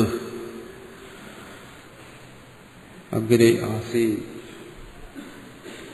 പ്രളയകാലത്തിലും സൃഷ്ടിക്ക് മുമ്പ് പ്രളയം ഉണ്ടായിരുന്നു. അവിടെ ഉണ്ടായിരുന്ന ആത്മാവിനെ കുറിച്ചാണ് ഇവിടെ പറയുന്നത്. അവിടെ ഉണ്ടായിരുന്ന നിന്നെ കുറിച്ചാണ് പറയുന്നത്. അവിടെ ഈ ഞാൻ, ഈ ജഗത്തിനെ അനുഭവിച്ചുകൊണ്ടിരിക്കുന്ന ഞാൻ ഈ രൂപത്തിൽ അവിടെ ഉണ്ടായിരുന്നില്ല. സത്തായി ഞാൻ അവിടെ ഉണ്ടായിരുന്നു. അതാണ് ഇവിടെ ഈശ്വരൻ എന്ന് പറയുന്നത്. അതാണ് സൃഷ്ടികർത്താവ്.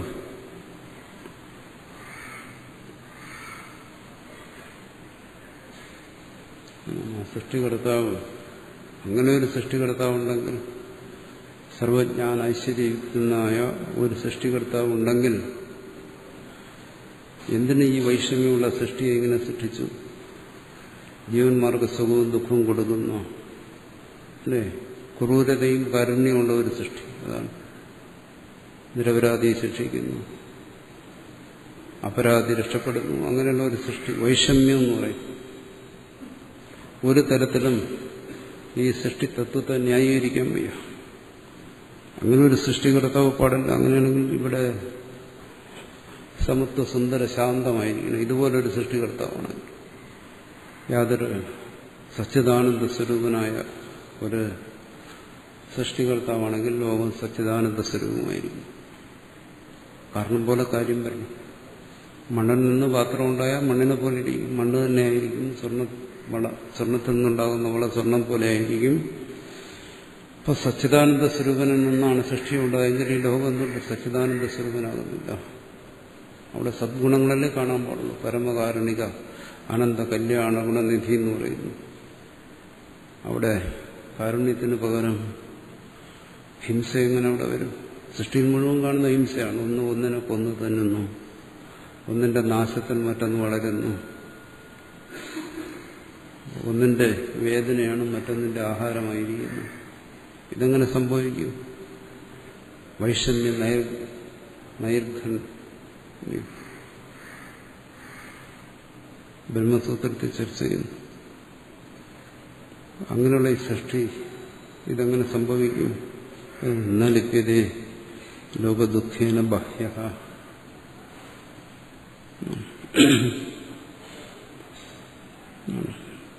സൃഷ്ടിച്ചു എന്ന് പറയുന്ന അതാണ്. പക്ഷെ അവൻ സൃഷ്ടിയിൽ നിന്ന് സ്വതന്ത്രനാണ്. ലൂത ദൃഷ്ടാന്തം പറഞ്ഞ അതാണ്. ആ കീടം തന്റെ വലയുണ്ടാക്കി, പക്ഷെ അതിന് സ്വാതന്ത്ര്യമുണ്ട്. അത് വല ഛിന്ന ഭിന്നമായി പോയാലും കാറ്റത്ത് അവൻ രക്ഷപ്പെട്ടിരിക്കും. സൃഷ്ടിയിൽ ഇതുണ്ട്, ശരിയാണ്. വൈഷമ്യങ്ങളെല്ലാം ഉണ്ട് സൃഷ്ടിയിൽ, സമ്മതിക്കുന്നു. പക്ഷെ സൃഷ്ടികർത്താവ് അതല്ല. സച്ചിദാനന്ദം സൃഷ്ടികർത്താവിന്റെ സ്വരൂപമാണ്.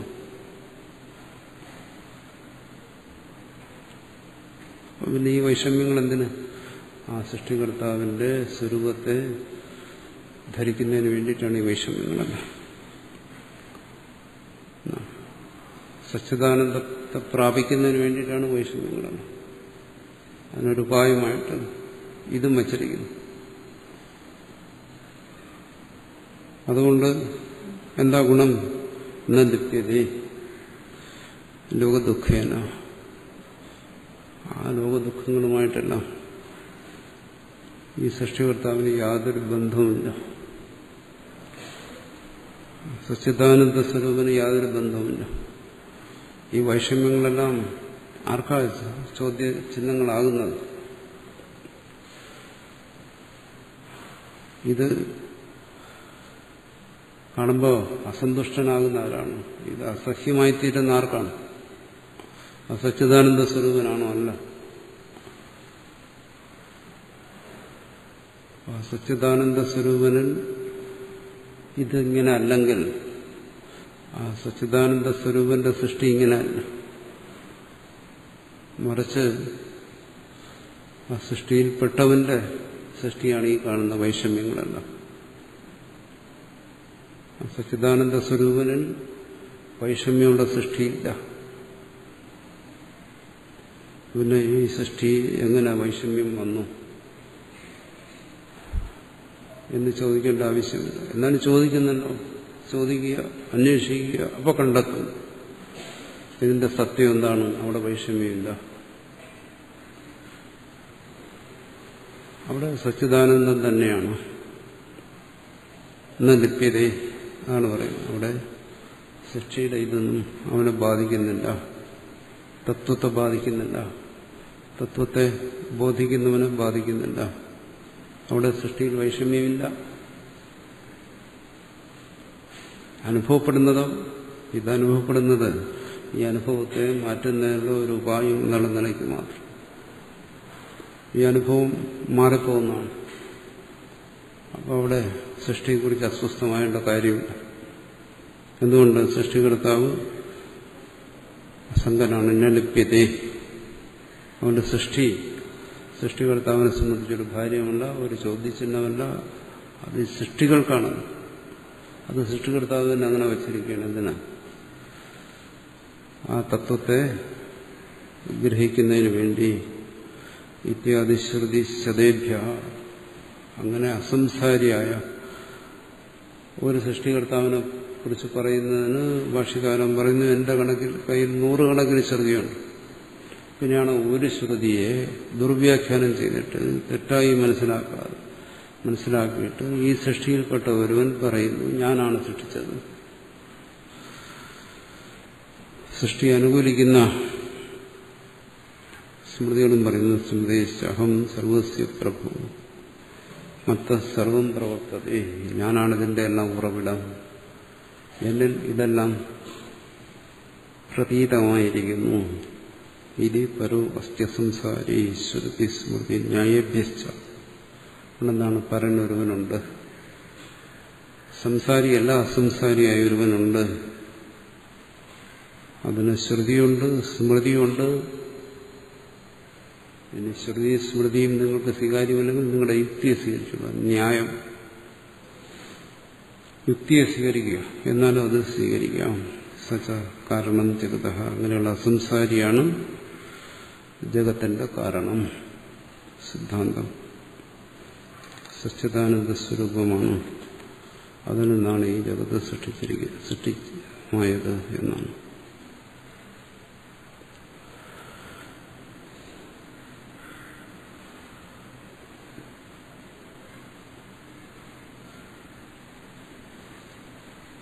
പക്ഷെ പൂർവപക്ഷി വിട്ടുകൊടുക്കാൻ തയ്യാറല്ല. നിങ്ങൾ 100 ശ്രുതി ഇവിടെ കൊണ്ടുവന്നു, എന്നിട്ട് സമ്മതിച്ചു സൃഷ്ടികർത്താവ് അസംഗനാണ്, അതാണ് ഇതാണല്ല, സമ്മതിച്ചു. പക്ഷെ ഞാൻ പറഞ്ഞ ശ്രുതിയുടെ കാര്യം, ശ്രുതിയുടെ ഒരു ഭാഗം പ്രമാണവും വേറൊരു ഭാഗം പ്രമാണം കാണുമ്പോൾ നിങ്ങൾ കണ്ടടക്കുക, തള്ളിക്കളയുക. അത് ശരിയാകത്തില്ല. അതിന് അർത്ഥജരതീയ ന്യായം എന്ന് പറയും. ഒരു മനുഷ്യൻ അവന്റെ അരയ്ക്ക് മേഖലയിൽ വാർദ്ധക്യം, അരയ്ക്ക് താഴെ ബാല്യം, അത് സംഭവിക്കുന്നു. പകുതി ശരീരം വാർദ്ധക്യവും അർദ്ധനാരീശ്വരനെ പോലെ, പകുതി വൃദ്ധനായിരിക്കുക, പകുതി യുവാവായിരിക്കുക, അത് സംഭവിക്കുന്നു. അതുപോലെ നിങ്ങൾ പറയുന്ന ശ്രുതിയുടെ ഒരു ഭാഗം എടുത്തിട്ട് അവിടെ നിന്ന് 100 പ്രമാണത്തെ ഉദ്ധരിച്ചിട്ട് പറയുന്നു ജഗത്സൃഷ്ടാവ സംസാരിയാണ്. ഞാൻ പറയുന്നു ആ ശ്രുതിയിൽ നിന്ന് ഞാൻ പറയുന്നു അസ്മാദാത്മനഃ, എന്നിൽ നിന്നാണ് സൃഷ്ടി ഉണ്ടായെന്ന് ശ്രുതി പറയുന്നുണ്ട്. ഈ സംസാരണയോ ഉത്പത്തിയും ദർശയതി. എന്താ അതിന് നിങ്ങൾ മറുപടി പറയാത്ത? കണ്ടില്ലെന്ന് കാണിച്ചത് പറയുന്നു. ഇവിടെ ആത്മനഃ എന്ന് പറഞ്ഞതിന്റെ അർത്ഥം നീ മനസ്സിലാക്കിയില്ല. എന്താ അവിടെ പറഞ്ഞത്?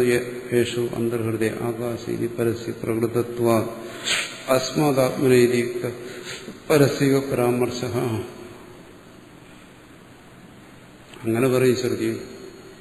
അഹമാത്മാ ഉദാകേശ സർവഭൂത സ്ഥിത അഹമാദിശ്ച മധ്യഞ്ച ഭൂതാന അന്തയവച. അവിടെയൊക്കെ അഹം, ആത്മാ എന്നെല്ലാം പറയുന്ന ശബ്ദങ്ങൾ ഒരു വ്യക്തിയുടെ ശരീരം കൊണ്ട് പരിച്ഛിന്നമായിരിക്കുന്ന അഹംബോധത്തെയാണോ കാണിക്കുന്നത്? എന്നിട്ട് പറയണോ ഞാനിതിനെ സൃഷ്ടിച്ചു? അങ്ങനെയാണോ ഉപദേശിക്കുന്ന ആൾ ഉപദേശിക്കുന്നത്? ഉപദേശിക്കുന്ന ആളുടെ താല്പര്യം ഈ അഹംബോധത്തോടുകൂടി നിൽക്കുന്ന ജീവനാണോ? അല്ല, മറിച്ച് തത്വത്തെയാണ്. തത്വത്തെ ബോധം എന്ന് പറയുന്ന മാധ്യമത്തിലൂടെ, അറിവെന്ന മാധ്യമത്തിലൂടെ ഗ്രഹിപ്പിക്കുന്നതിന് വേണ്ടി അറിവിന്റെ പ്രാഥമികമായ രൂപമായ അഹന്തയെ ആശ്രയിക്കേണ്ടി വരും. അഹന്തയിലൂടെ അത് വെറും ഒരു ചൂണ്ടുപലകയാണ്. അഹം ശബ്ദം അതിലൂടെ ചൂണ്ടിക്കാണിക്കുന്ന എന്താണ്? ആ പരമമായ തത്വത്തെയാണ്, സച്ചിദാനന്ദ സ്വരൂപത്തെയാണ്. ഞാൻ അതാണ്, അങ്ങനെയുള്ള ഞാൻ സർവഭൂതാശയസ്ഥിതനായിരിക്കുന്നു എന്നാണ് അവിടെ പറഞ്ഞിരിക്കുന്നത്. എന്തുകൊണ്ട്? ആ പ്രകടനം മുമ്പും ബിംബും പറഞ്ഞതൊക്കെ ശ്രദ്ധിച്ചു നോക്കുക. യേശു അന്തർഹൃദയ ആകാശ ഇത് പരസ്യ പ്രകൃതത്വം, ആ പരമാത്മാവിനെ കുറിച്ച് പറയുന്ന സന്ദർഭമാണ്. ആ സന്ദർഭത്തിൽ അസ്മാദാത്മഹേതിയുക്ത പരസ്യ പരാമർശം. അതുകൊണ്ട് അസ്മാദാത്മഹ എന്ന് പറഞ്ഞാൽ നീ ഉദ്ദേശിക്കുന്നത് പോലെ ഈ അഹംബോധത്തോടുകൂടി ഇരിക്കുന്ന ഒന്നല്ല. പലരും ചോദിക്കും, ഗീതയിലെ ഉപദേശം കേട്ട് കൃഷ്ണൻ എന്ന് പറയുന്ന ഒരു വ്യക്തി, പണ്ടങ്ങാണ്ട് ജീവിച്ചിരുന്ന ഒരു വ്യക്തി, അർജുനന് ഉപദേശം കൊടുത്ത ആ വ്യക്തി, അദ്ദേഹം അറിവുള്ള ആളായിക്കോട്ടെ, സമ്മതിച്ചു. പക്ഷെ എന്നാലും ഞാൻ എന്ന് ഈ ശരീരബോധത്തോടുകൂടി ഇരുന്നു കൊണ്ട് തന്നെക്കുറിച്ച് പറഞ്ഞിട്ട് ഞാനാണ് ഇതൊക്കെ സൃഷ്ടിച്ചതെന്ന് പറയുമ്പോൾ അതെങ്ങനെ സാധിക്കും? എന്തായാലും കൃഷ്ണനൊരു വ്യക്തിയല്ലേ, കൃഷ്ണനും ജനിച്ച ആളല്ലേ.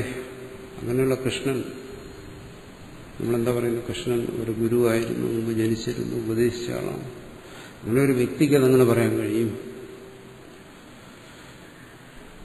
എന്നാണ് പറയുന്ന. സന്ദർഭം നോക്കുക. അവിടെ എന്താണ്? അന്തരീക്ഷ അന്തർഹൃദയ ആകാശേ, ആ ഹൃദയാകാശത്തിൽ ഇത് പരതത്വത്തെക്കുറിച്ച് അവിടെ വെളിപ്പെടുത്തുന്നത്. തന്റെ തന്നെ പരതത്വത്തെക്കുറിച്ച്, അഹം ബ്രഹ്മാസ്മി തത്വമസി, എല്ലായിടത്തും ആ ജീവനിൽ നിഷ്ഠമായ പരതത്വത്തെക്കുറിച്ച് വെളിപ്പെടുത്തുന്നു. അതിനവിടെ അഹം ശബ്ദം ഉപയോഗിക്കും, ചിലടത്ത് ത്വം ശബ്ദം ഉപയോഗിക്കും, ചിലടത്ത് സർവശബ്ദം ഉപയോഗിക്കും. ത്വം ശബ്ദം ഉപയോഗിച്ചാൽ നീ ആ തത്വമാണെന്ന് മനസ്സിലാക്കും. അഹം ശബ്ദം ഉപയോഗിച്ചു കഴിഞ്ഞാൽ ഞാൻ ആ തത്വമാണെന്ന് വെളിപ്പെടുത്തുന്നു. സർവശബ്ദം സർവം ഖണ്ഡിതം ബ്രഹ്മ ഉപയോഗിച്ചു കഴിഞ്ഞാൽ സർവവും ആ തത്വമാണെന്ന് വെളിപ്പെടുന്നു. ഉപദേശ സന്ദർഭമനുസരിച്ച് ശബ്ദങ്ങളെ സൗകര്യം പോലെ ഉപയോഗിക്കുക. അതുകൊണ്ട് അഹം എന്ന് പറഞ്ഞാൽ അവിടെ ഒരു വ്യക്തിയല്ല. അതാണ് എപ്പോഴും പറയാറുള്ളത്. ഗുരു എന്ന് പറയുന്നത് ഒരു വ്യക്തിയല്ല, ശ്രീകൃഷ്ണൻ ഒരു വ്യക്തിയല്ല. ഒരു വ്യക്തിയാണെന്ന് ധരിച്ചു കഴിഞ്ഞാൽ എല്ലാം സർവ്വതിന്റെ അടിത്തറ പോയി, ആധ്യാത്മിക തത്വത്തിന്റെ അടിത്തറ പോയി. കുറച്ചു കഴിയുമ്പം ഗുരു എന്ന് പറയുന്നത് ലാമിനേറ്റഡ് ഫോട്ടോ ആയി മാറും, വ്യക്തിയും പോകും, പിന്നെ അതാവും ഗുരു. അത് തത്വമാണ്. എന്തുകൊണ്ട്? ആ തത്വത്തെയാണ് പറയുന്ന അസ്മാദാത്മനഃ, എന്നിൽ നിന്ന്. അല്ലെങ്കിൽ എന്താണ് അവിടെ മുഴുവൻ ശ്രീകൃഷ്ണൻ തന്നെ പുകഴ്ത്തിയിരുന്നു. മത്തസർവം പ്രവർത്തതേ അഹം ആദിശ്ച മധ്യഞ്ച ഭൂതാന മന്ദേവച്ച. ഇതൊക്കെ ഒരു വ്യക്തി തന്നെ കുറിച്ച് പറയുന്നു എന്ന് പറഞ്ഞാൽ ശുദ്ധ അസംബന്ധമായി പോകും. മറിച്ച് അത് കേൾക്കുന്നവൻ അതിനെ വ്യക്തിയിൽ ആരോപിക്കുന്നു. വ്യക്തിയിൽ ആരോപിച്ചിട്ട് ക്രമേണ അതിനെ ഫോട്ടോയാക്കി എടുക്കുന്നു, ലാമിനേറ്റ് ചെയ്യുന്നു. തത്വത്തെ ലാമിനേറ്റ് ചെയ്യും. ഇതൊക്കെ എന്താണ്? ഈ കേൾവിക്കാരുടെ അസംബന്ധങ്ങൾ, മൂഢബുദ്ധി ചെയ്യുന്ന വിവരക്കേടുകൾ. അത് അവിടെ പറയുന്നില്ല. പറയുന്നു അവിടെ അസ്മാദാത്മന, ഞാനെന്നും എന്റേതെന്നുള്ള ശബ്ദങ്ങൾ ഉപയോഗിക്കും. അങ്ങനെയല്ലേ പറയാൻ കഴിയും? മനസ്സിലാകണ്ടേ? അതവന് വിപരീത ബുദ്ധി ഉണ്ടാകാൻ വേണ്ടി പറഞ്ഞതല്ല, മറിച്ച് അവന്റെ വിപരീത ബുദ്ധിയെ നിരാകരിക്കാൻ വേണ്ടി തത്വത്തെ വെളിപ്പെടുത്തിയതാണ്. അവിടെ ഗ്രഹിക്കേണ്ട തത്വത്തെയാണ്, ശരീരത്തെയല്ല, ശരീരസംബന്ധിയായിരിക്കുന്ന അഹന്തയല്ല.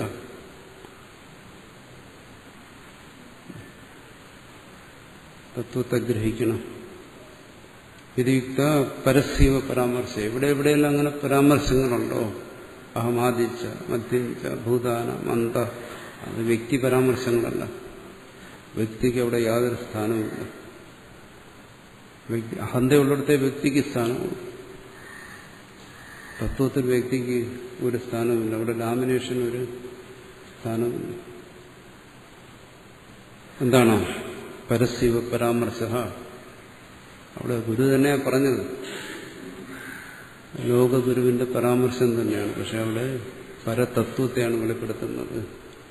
ഒരിക്കലും സ്വന്തം ബുദ്ധി കൊണ്ട് അതിനെ സങ്കുചിതമാക്കരുത് എന്നാണ്. ഇവിടെയും ഏഷത്തത അഭൂതിത്യസ്യ പ്രശ്നസ്യ പ്രതിവചനത്വേന ആകാശ ശബ്ദവാച്യ പര ആത്മോക്തവും ഏഷത്തതാഭൂതി. ഇവിടുത്തെ ചോദ്യോത്തരങ്ങൾ കഴിഞ്ഞുപോയ ഭാഗത്തെക്കുറിച്ച് പറയുകയാണ്. അത് ചോദ്യത്തിന് സമാധാനമായി പറഞ്ഞു. പര ആത്മാ യേശു അന്തർഹൃദയ ആകാശ തസ്മിൻ സേതി. അവനിവിടെ ഈ ഹൃദയാകാശത്തിൽ, എന്റെയും നിന്റെയും ഹൃദയാകാശത്തിൽ അവൻ സ്വസ്ഥമായി ശയിക്കുന്നു. സദാ സ്വാമി തഥാ സമ്പന്നോ ഭൂതി. വീണ്ടും ഇവിടേക്ക് തന്നെ വരും. നമുക്ക് മനസ്സിലാകുന്ന കാര്യത്തിൽ പറയുക, നമ്മുടെ ജീവിത അനുഭവത്തെ ആധാരമായി പറയണം. ജാഗ്രത സ്വപ്ന സൃഷ്ടി അനുഭവത്തിൽ നിന്നുകൊണ്ട് ഈ തത്വത്തെ എങ്ങനെ മനസ്സിലാക്കാം? അതിനുവേണ്ടി നമ്മൾ വീണ്ടും സുഷുപ്തിയിലേക്ക് കൊണ്ടുപോവുകയാണ്. സദാ സ്വാമി തഥാ സമ്പന്നോ ഭവതി. അവിടെ മനസ്സിലാകും. അവിടെ ഞാനുണ്ടോ, ഞാനെന്ന് പറയുന്നവനുണ്ടോ? എന്നാൽ ആ തത്വം അവിടെ ശേഷിക്കുന്നില്ലേ? എന്താ അതിനെ നിങ്ങൾക്ക് ലാമിനേറ്റ് ചെയ്യാൻ പറ്റുമോ? സുഷുപ്തി ഒന്ന് ലാമിനേറ്റ് ചെയ്ത് കാണിച്ചതെന്നാൽ സമ്മതിച്ചു. മിടുക്കന്മാര് തന്നെ സാധിക്കില്ല. എന്തുകൊണ്ട്? തഥാ സമ്പന്നോ ഭവതി. അവിടെ കേവല തത്വമായി തന്നെ ഇരിക്കുന്നു. അഹർഹർഗച്ഛന്ത്യ ഏതം ബ്രഹ്മലോകന്ന വിതന്തി. ഈ തത്വത്തിലാണ് നീ സദാസമയവും. ആ തത്വമാണ്. ഇനി ഒന്നുകൂടി വിശദമാക്കണമെങ്കിൽ എന്താണ്? അഹർഹർ ഗച്ഛന്ത്യ, എപ്പോഴും അവിടെ പോയിക്കൊണ്ടിരിക്കുന്നു, എല്ലാ പകലിലും രാവിലും. പക്ഷെ ഏതം ബ്രഹ്മലോകം, ആ ബ്രഹ്മസ്വരൂപത്തെ എന്ന വിദന്തി, അവിടെയും അറിയുന്നില്ല, ഇവിടെയും അറിയുന്നില്ല, ഉണർന്നിട്ടും അറിയുന്നില്ല. പ്രാജ്ഞാത്മന സംപരിഷുപ്ത. അവിടെ സുഷുപ്തിയെക്കുറിച്ചായി പറയുന്നതല്ല, ആ സ്വസ്വരൂപത്തോട് ഏകീഭൂതനായി പരേ ആത്മനി സംപ്രതിഷ്ഠതേ, ആ പരസ്വരൂപത്തിൽ സ്ഥിതനായിരിക്കുന്നു, സ്വരൂപസ്ഥിതനായിരിക്കുന്നു. സർവരും മൂഢനെന്നോ ഗുരുവെന്നോ ശിഷ്യനെന്നോ ജ്ഞാനിയെന്നോ അജ്ഞാനിയെന്നോ ഒരു ഭേദവും അവിടെ സംപ്രതിഷ്ഠതേ. ഇത്യാദി ശ്രുതിഭ്യ ആകാശശബ്ദ പര ആത്മേതി നിശ്ചീയതേ. അവിടെ പര ആത്മാ, അസംസാരിയായ സ്വരൂപം എന്താണോ അതിവിടെ വ്യക്തമാക്കിയിരിക്കുന്നു. ദഹരു അസ്മിൻ അന്തരാകാശേ ഇത് പ്രത്യുത്യ തസ്മിന്നേവ ആത്മശബ്ദ പ്രയോഗാച്ച. അല്ലാതെ ആ തത്വത്തിലല്ലാതെ ആ പരമാത്മ ശബ്ദത്തിന്റെ പ്രയോഗം വേറെ ഒരിടത്തുമില്ല. ഒരു ശരീരത്തിനുമില്ല, ഒരു അഹന്തയിലുമില്ല, ഒരു മനസ്സിലുമില്ല, ഒരു രൂപഭാവങ്ങളിലുമില്ല. ശ്രുതി പറയുന്ന ഇവിടെയാണ് ആ തത്വത്തിൽ. അതാണ് ഗ്രഹിക്കേണ്ടത് തത്വമായി. തസ്മിന്നേവ ആത്മശബ്ദപ്രയോഗം. അല്ല നീ കരുതുന്നത് പോലെ ഈ ശരീരപഞ്ചരത്തിൽ ഇരിക്കുന്ന ഒരു ജീവബിന്ദുവിനെ ഉദ്ദേശിച്ചിട്ടല്ല ആ പറഞ്ഞിരിക്കുന്നത്. പ്രകൃതേവ പര ആത്മാ. ഇവിടെയും ഈ സന്ദർഭത്തിലും അജാതശത്രു എന്ത് ഉദാഹരണത്തിലൂടെ പറഞ്ഞെന്ന് നോക്കണ്ട. ജാഗ്രതോ സ്വപ്നമോ സുഷുപ്തിയോ. പക്ഷെ പറയുന്നത് എന്താണ്? പര ആത്മാ, പരമാത്മാവിനെ കുറിച്ചാണ് പറയുന്നത്. തസ്മാത് യുക്തമേവ ഏവമേവ അസ്മാദാത്മന. അതുകൊണ്ട് പറയുകയാണ്, ഈ ശബ്ദങ്ങൾ കേട്ടിട്ട് ഭ്രമിക്കരുത്. പരമാത്മന ഏവ സൃഷ്ടി. ആ പരമതത്വത്തിൽ നിന്ന് തന്നെ സൃഷ്ടി. അല്ല ഞാനോ നീയോ എന്നെപ്പോലെയുള്ള 10 പേര് കൂടിച്ചേർന്നോ അല്ലെങ്കിൽ എന്നെക്കാളും വലിയ ഒരാളോ അല്ല ഈ സൃഷ്ടിച്ചിരിക്കുന്നത്. സംസാരണ സൃഷ്ടിസ്ഥിതി സംഹാര ജ്ഞാന സമൃദ്ധി അഭാവം ചാവോ ചാമ. നേരത്തെ പറഞ്ഞു കഴിഞ്ഞു. താൻ സൃഷ്ടിയിൽ പെട്ടുപോയോ, താനും ഒരു സൃഷ്ടിയായോ, പിന്നെ സൃഷ്ടിസ്ഥിതി സംഹാര ജ്ഞാന സാമർഥ്യം അതോടെ തീർന്നു. ഈ സാമർഥ്യമെല്ലാം തന്നിലുണ്ടായിരുന്നു. ഇപ്പോൾ ഈ ജാഗ്രതത്തിലേക്ക് വരുന്നതിന് മുമ്പ് അവിടെ സർവജ്ഞനായി തന്നെയായിരുന്നു. സർവഭൂത അന്തര്യാമിയായിരുന്നു, സർവജ്ഞന് സർവവിത്തായിരുന്നു. അവിടെ സച്ചിദാനന്ദ സ്വരൂപനായിരുന്നു എന്ന് പറയുന്നതാണ്. അയ്യോ, അവിടെ എന്താ സാമർഥ്യം, അവിടെ എന്താ ഐശ്വര്യം, അവിടെ ഇതൊന്നുമില്ല. ആ ജഗത് സൃഷ്ടി സാമർഥ്യം ഐശ്വര്യം എന്താ ഇവിടെ ഇരുന്നുകൊണ്ട് നീ മനസ്സിലാക്കാമെന്ന് വിചാരിക്കണം. ഈ ജാഗ്രതയിലിരുന്നുകൊണ്ട് അത് മനസ്സിലാക്കാൻ കഴിയും. മനസ്സിലാക്കിയാൽ നീ തന്നെ സർവജ്ഞനും ജഗത് സൃഷ്ടാവുമായി. അത് മനസ്സിലാക്കാൻ ഉള്ള ബുദ്ധി നിനക്ക് തന്നിട്ടില്ല. അതുകൊണ്ട് അതിനെ പറയണത് സച്ചിദാനന്ദ സ്വരൂപനായിരുന്നു. അവിടെ ആ സാമർഥ്യങ്ങളെല്ലാം ഉണ്ടായിരുന്നു. ആ കേവല സാമർഥ്യം മാത്രമായിരുന്നു അവിടെ നിന്ന് സൃഷ്ടിച്ചു.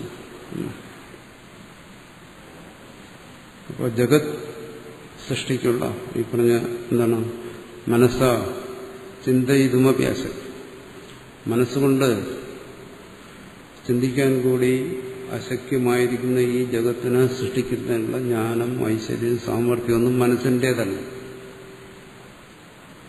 ഇവിടെ നമുക്ക് സങ്കല്പിക്കാമെന്നുള്ള ജ്ഞാന ഐശ്വര്യങ്ങളെല്ലാം മനസ്സിൻ്റേതാണ്. അതുകൊണ്ട് അവിടെ ആ സുഷുപ്ത സ്ഥിതിയിലുണ്ടായിരുന്ന ജ്ഞാന ഐശ്വര്യങ്ങളെ ജാഗ്രതയിലെ ഈ മനസ്സുകൊണ്ട് സങ്കല്പിക്കാൻ പറ്റില്ല. അതെന്താണ്? അംഗീകരിക്കാനും വയ്യ, നിഷേധിക്കാനും വയ്യ. പക്ഷെ ഒരു കാര്യം ഉറപ്പാണ്, അവനാണിത് സൃഷ്ടിച്ചത്.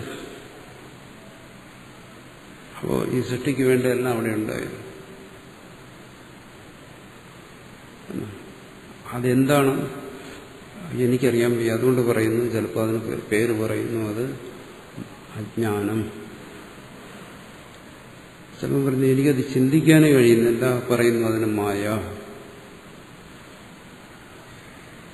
എന്നുവെച്ചാൽ ഇതിൻ്റെയൊക്കെ അർത്ഥം എന്താണ്? എനിക്കറിവില്ല എന്നാണ്. അജ്ഞാനം, മായ, എനിക്കറിയാവുന്നുള്ള ഒന്നിനെയല്ല പേരിട്ട് വിളിക്കുന്നത്. അതിൻ്റെയൊക്കെ താല്പര്യം ഇതാണ്. ഇവിടെ ഇപ്പോൾ അല്പജ്ഞനായിരിക്കുന്ന എന്റെ മനസ്സുകൊണ്ട് മനസ്സിലാക്കാൻ വയ്യ.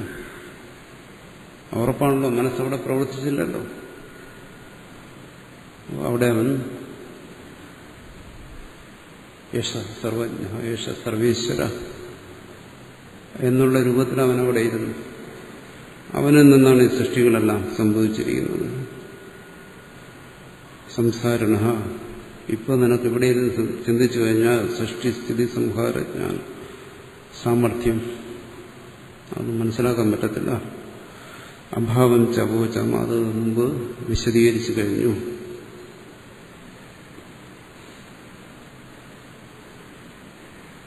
അപ്പോൾ ഇവിടെ രണ്ട് കാര്യങ്ങളായി. ഒന്ന്, ഞാനാണിതൊക്കെ സൃഷ്ടിച്ചതെന്നുള്ള പാഴ്ബുദ്ധി, അതിനെ നിഷേധിച്ചു. മറിച്ച് ഇത് സൃഷ്ടിച്ചത് അസംസാരിയാണ്. അത് സൃഷ്ടിച്ചവൻ സർവജ്ഞനും സർവശക്തനും സർവവ്യാപി എന്തൊക്കെ പറയാം, അതല്ല. തന്റെ ഈ അല്പമായ ബുദ്ധിക്ക് വിരുദ്ധമായിരിക്കുന്ന എന്തെല്ലാം ഉണ്ടോ അതെല്ലാം പറയാം. താൻ അല്പജ്ഞനാണ്, അതുകൊണ്ട് അവൻ സർവജ്ഞൻ. താൻ ഐശ്വര്യമില്ലാത്തവനാണ്, അതുകൊണ്ട് അത് സർവൈശ്വര്യയുക്തൻ. ഇങ്ങനെ അങ്ങനെ ഒരു അസംസാരിയാണ്, പരമാത്മാവാണ്, സൃഷ്ടികർത്താവ് എന്നിവിടെ ബോധ്യപ്പെടുത്തി. പക്ഷെ അതാണ് ഇതിന്റെ ഉദ്ദേശം. ഞാൻ പറഞ്ഞല്ലോ, വിപരീത ബുദ്ധിയെ നീക്കം ചെയ്യാനാണ് തുടങ്ങിയപ്പോൾ പറഞ്ഞു. ഞാനാണ് സൃഷ്ടിച്ചത്, ഈ അഹംബുദ്ധിയോടുകൂടി ഇരുന്നുകൊണ്ട് ഞാനാണ് പരമാത്മാവ്, ഞാനാണ് സർവജ്ഞൻ എന്ന് പറയരുത്. അദ്വൈതം അങ്ങനെയുള്ള ഭ്രമത്തിലെത്തിക്കും മനുഷ്യന്. അങ്ങനെയുള്ള ഭ്രമം പറ്റി ഒരുപാട് പേരുണ്ട്.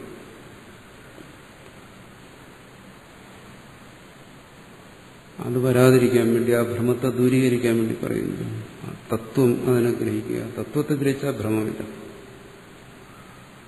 പക്ഷെ അവിടെയും വീണ്ടും സംശയങ്ങൾ വരാം. അത് പരിഹരിക്കാൻ വേണ്ടി വീണ്ടും പറയുന്നു എന്താണ്? അത്ര ജാത്മ്യത്തെ ഉപാസീത ആത്മാനമേവാവേദ അഹം ബ്രഹ്മാസ്മി ഇത് ബ്രഹ്മവിദ്യ പ്രസ്തുത. ഇപ്പൊ ഞാൻ അവസാനിപ്പിച്ചാണ് ബ്രഹ്മവിദ്യ, ആത്മബോധം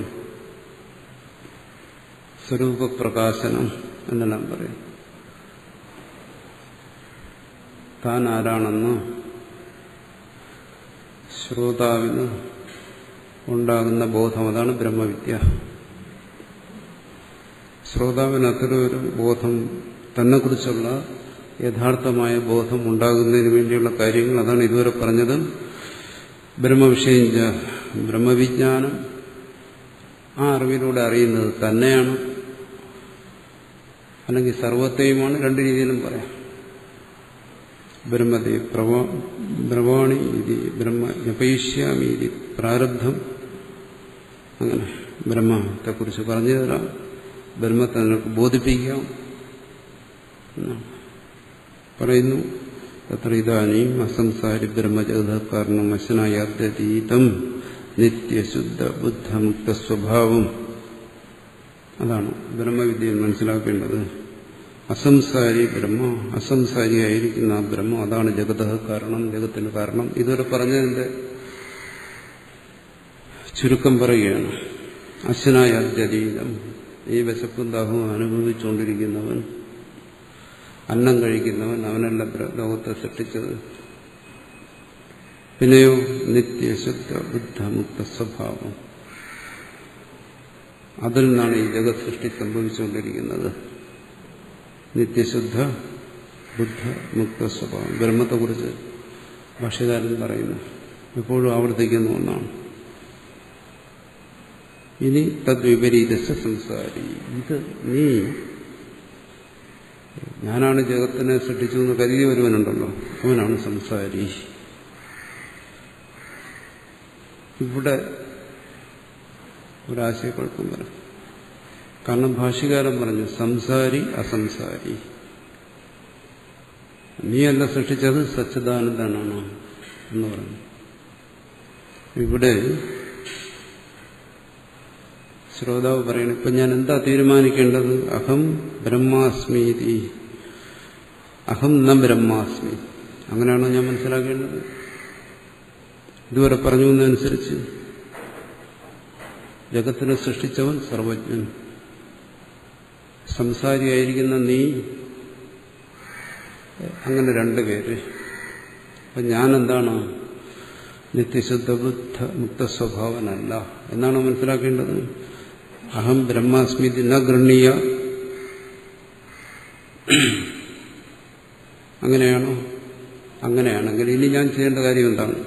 പരം ഹി ദൈവം ഈശാനം, ആ